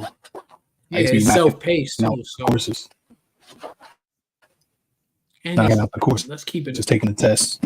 Let's keep it real. It's 2024, man. It's fucking Google. It's YouTube videos you can watch. You'll be able to. Like, I'm about to start CLEPing something at least once a month because it's free for military to take the CLEP. So it'll probably be a telework day, or I'm getting off at 2. I have an appointment to go take the exam at 2. If they got it on base, I'll take it at 2:30. While I sit there for 2 hours and then I finish the class. Like, you literally go test out on knowledge. So I could study, go in there, knock out the test. That should save me time and money. Especially if it's free. If I fail, it ain't like I lost any money on Friday. I'll definitely be getting back with you on that. Yeah, and I don't know how much. I think for civilians, it ain't free, but I think it's like $100. That's still the average college credit is like what, $300-$400 a credit. Then you gotta pay $300-$400 for the book. So you saying, let's say just for simple numbers, it's 300, right? So you paying $1,200 for the class, another $300, $1,500 a class with the books and all that shit. Then the time is just priceless, like King's time. But if you go in there and CLEP it, let's even say if you paid $200 because that was before the pandemic was on. Say you pay $200, you still save time and money. Knock it out. I need that. Yeah, there's ways. That's what I'm saying. There's ways. I'll send you some links to like the dude YouTube channel, Degree Hack, and it's like forums, and cats already got like degree plans that they made that they'll tell you which websites to go to. But they'll be like, you could take these classes on Sophia, you could take these in CLEP, you could take these on study.com and shit. And it shows you how to literally finish off your degree in like a year or 2. Like bachelor's, not even associates, like bachelor's degrees and shit. Saying get to it. Don't even play around. Get it done. Yeah. That's what I'm trying to do, man. Like that first school was just bugged out. These transcripts, they want the transcripts from the Job Corps. The boom, I sent it to him. He said, "No, we can't process this because it came from your email. We got to come straight from the school." Had the school send it over. Yeah, boom. yeah. But some Then of you she's should like, just "Yeah, put it on there and send it to them. yeah." It was just giving me the runaround. So at least Yeah, that's the same thing. Like this me. time, You send it straight from the school, because then, especially nowadays, you can fucking manipulate that shit to say whatever you want if it ain't come from. yeah, it's true. I guess I get that, but that whole you got to be a resident of the state that you went to school in. So yeah, for you, I mean, you don't have to, but you pay more if you're a non-resident. See, that's the advantages of being in the military, because they, they'll waive that shit. Matter of fact, the school that I'm going to, That's the thing. I wasn't paying anything. It's through the company. Yeah, but I mean, ain't you going to school in your state? Well, with that was CSU, Colorado State University. Did you get to pick the school, or they only picked the school? I get to pick a school as long as it's in their network. So I seen they had online classes. That's why I went to. That was Colorado State University. Now I'm messing with Southern New Hampshire.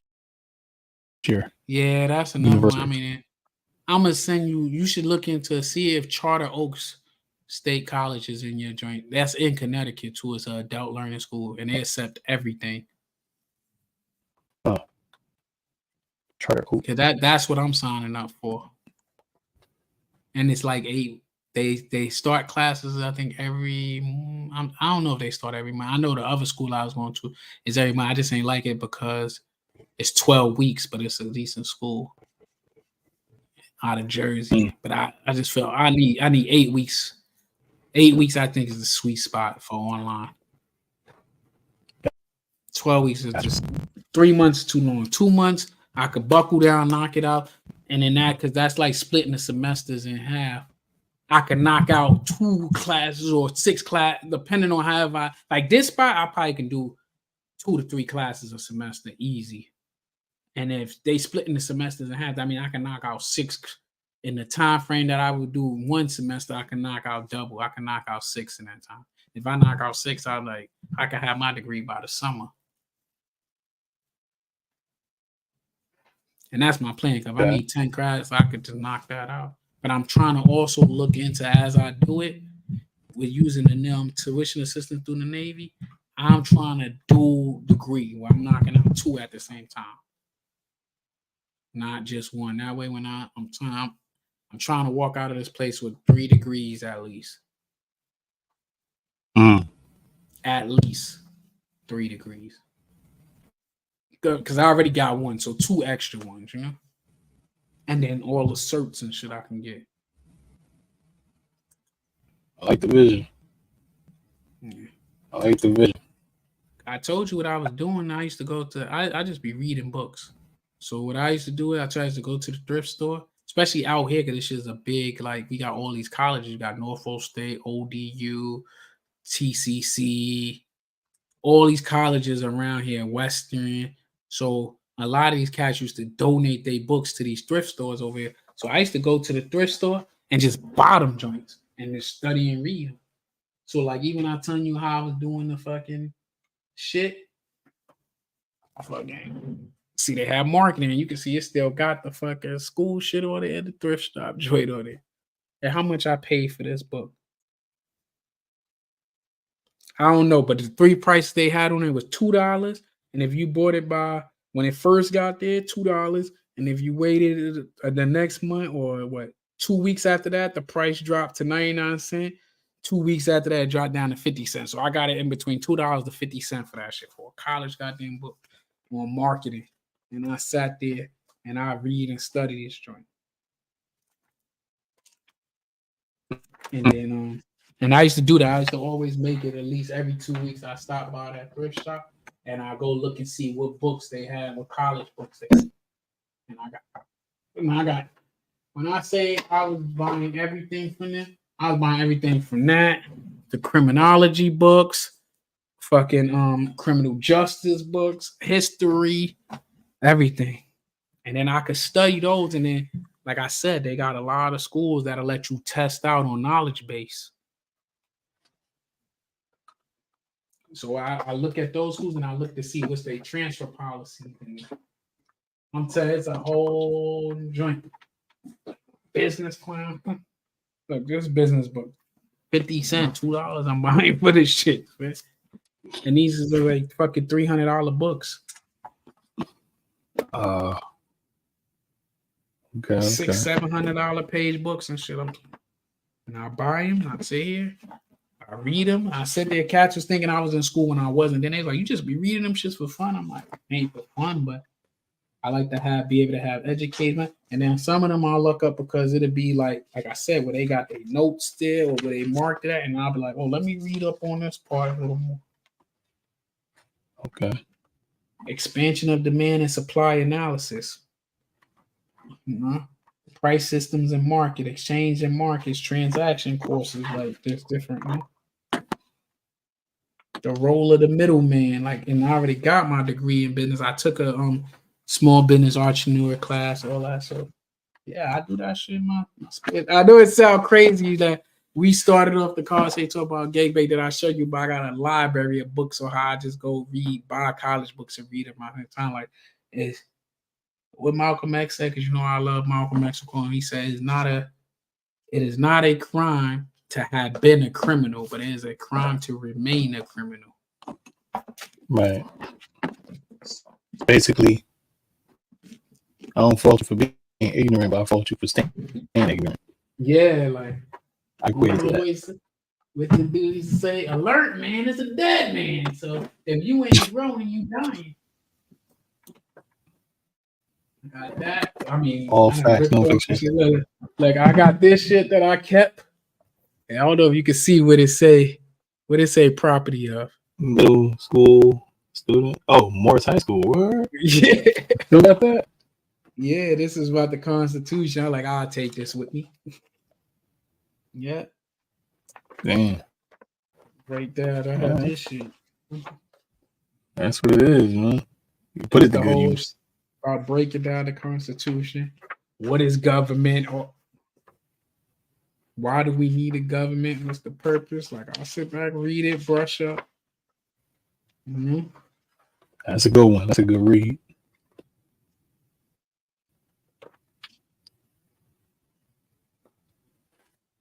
Right. But yeah, that's good, man. We got to build more on that. We get all my stuff in line. I want to go through the programs the school's offering. And, just let me know. I share my advice, what I know about, or point you like to the shits, the resources to like try to make. Because when you get into the forums, it's going to be somebody that knows by name. Like I said, they put that cake together for you to show you how to bake it. Right. Like most of my books I got here is like government, business, some military shit, mostly marketing and history, management, history, project management, like all that shit. That's why I was like, come on, I could go in there and spend. Oh, that shit green right there, so it's disappeared. But I could go in there and spend fucking project management $10 and come out with fucking a wealth of knowledge.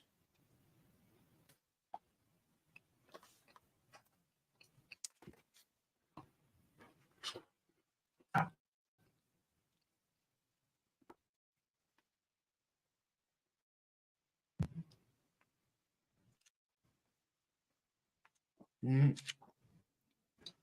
This shit remind me. I just thought a whole bunch of a series of content to put out, just talking on these different books and the fundamentals of project management and how to go degree hacked and money right there, how to get paid, how to save money doing that shit. Like how we talk about the mortgages. A lot of people don't know with this fucked up economy, like if you make that extra payment, how much money you saving in the long run. Like I told you, my biggest mistake. I told my uncle, he was like, "You should have took that goddamn 15-year mortgage. I'd have been almost paid my shit." But what I need to do is sit down and calculate how much I should have put towards that shit that could have knocked that payment down to that, and then start divide it up and see how to make them steady chunks to get me to that shit. Because I say the smoothest way to do it without feeling the pain is when you get your income taxes taken and put that extra payment towards it then. Yeah. Because you ain't really going to know. Lump sum at once. Yeah, and you could probably still have enough. Because let's say if your shit is like simple numbers for the penalty against is $1,000 a month is your mortgage, and if instead of splitting it up to like $80 a month, you could just wait till the end of the year when you get your income tax and just take that extra $1,000, throw it straight towards the principal, and then that'll knock off 7 years. So I'm looking like that means I gotta put $2,000 a month because I need to knock that shit off. Because I think once you do that, and all you gotta worry about is tax, you will be way better off with housing and shit, and you can take that money and invest to actually build something, Big fact. All right, cool. I know you need to get a you start gotta on get that up early. Yeah, we need to start on that for real. I need to get my brain rested so I can get up. Go ahead. Do that. I'm get my about to, things done. Shout out to everybody on the chat. Shout out to everybody that's watching. Yeah, shout Hope out. you, Appreciate you.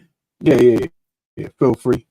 I am Solesoundz. Feel free to subscribe. You know what I'm saying? Yeah. Uncle Moe TV.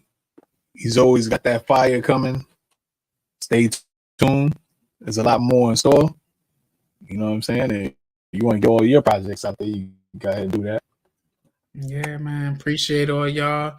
For all y'all that be coming for my gaming content, I'll probably be back online gaming with the next season of The Walking Dead tomorrow.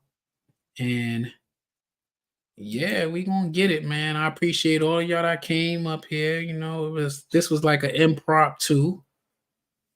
We ain't do nothing together in months, and I've been telling her we need to get back on it, bring it back to the essence of how we used to do. Yeah, and I wanted to test if his computer really worked.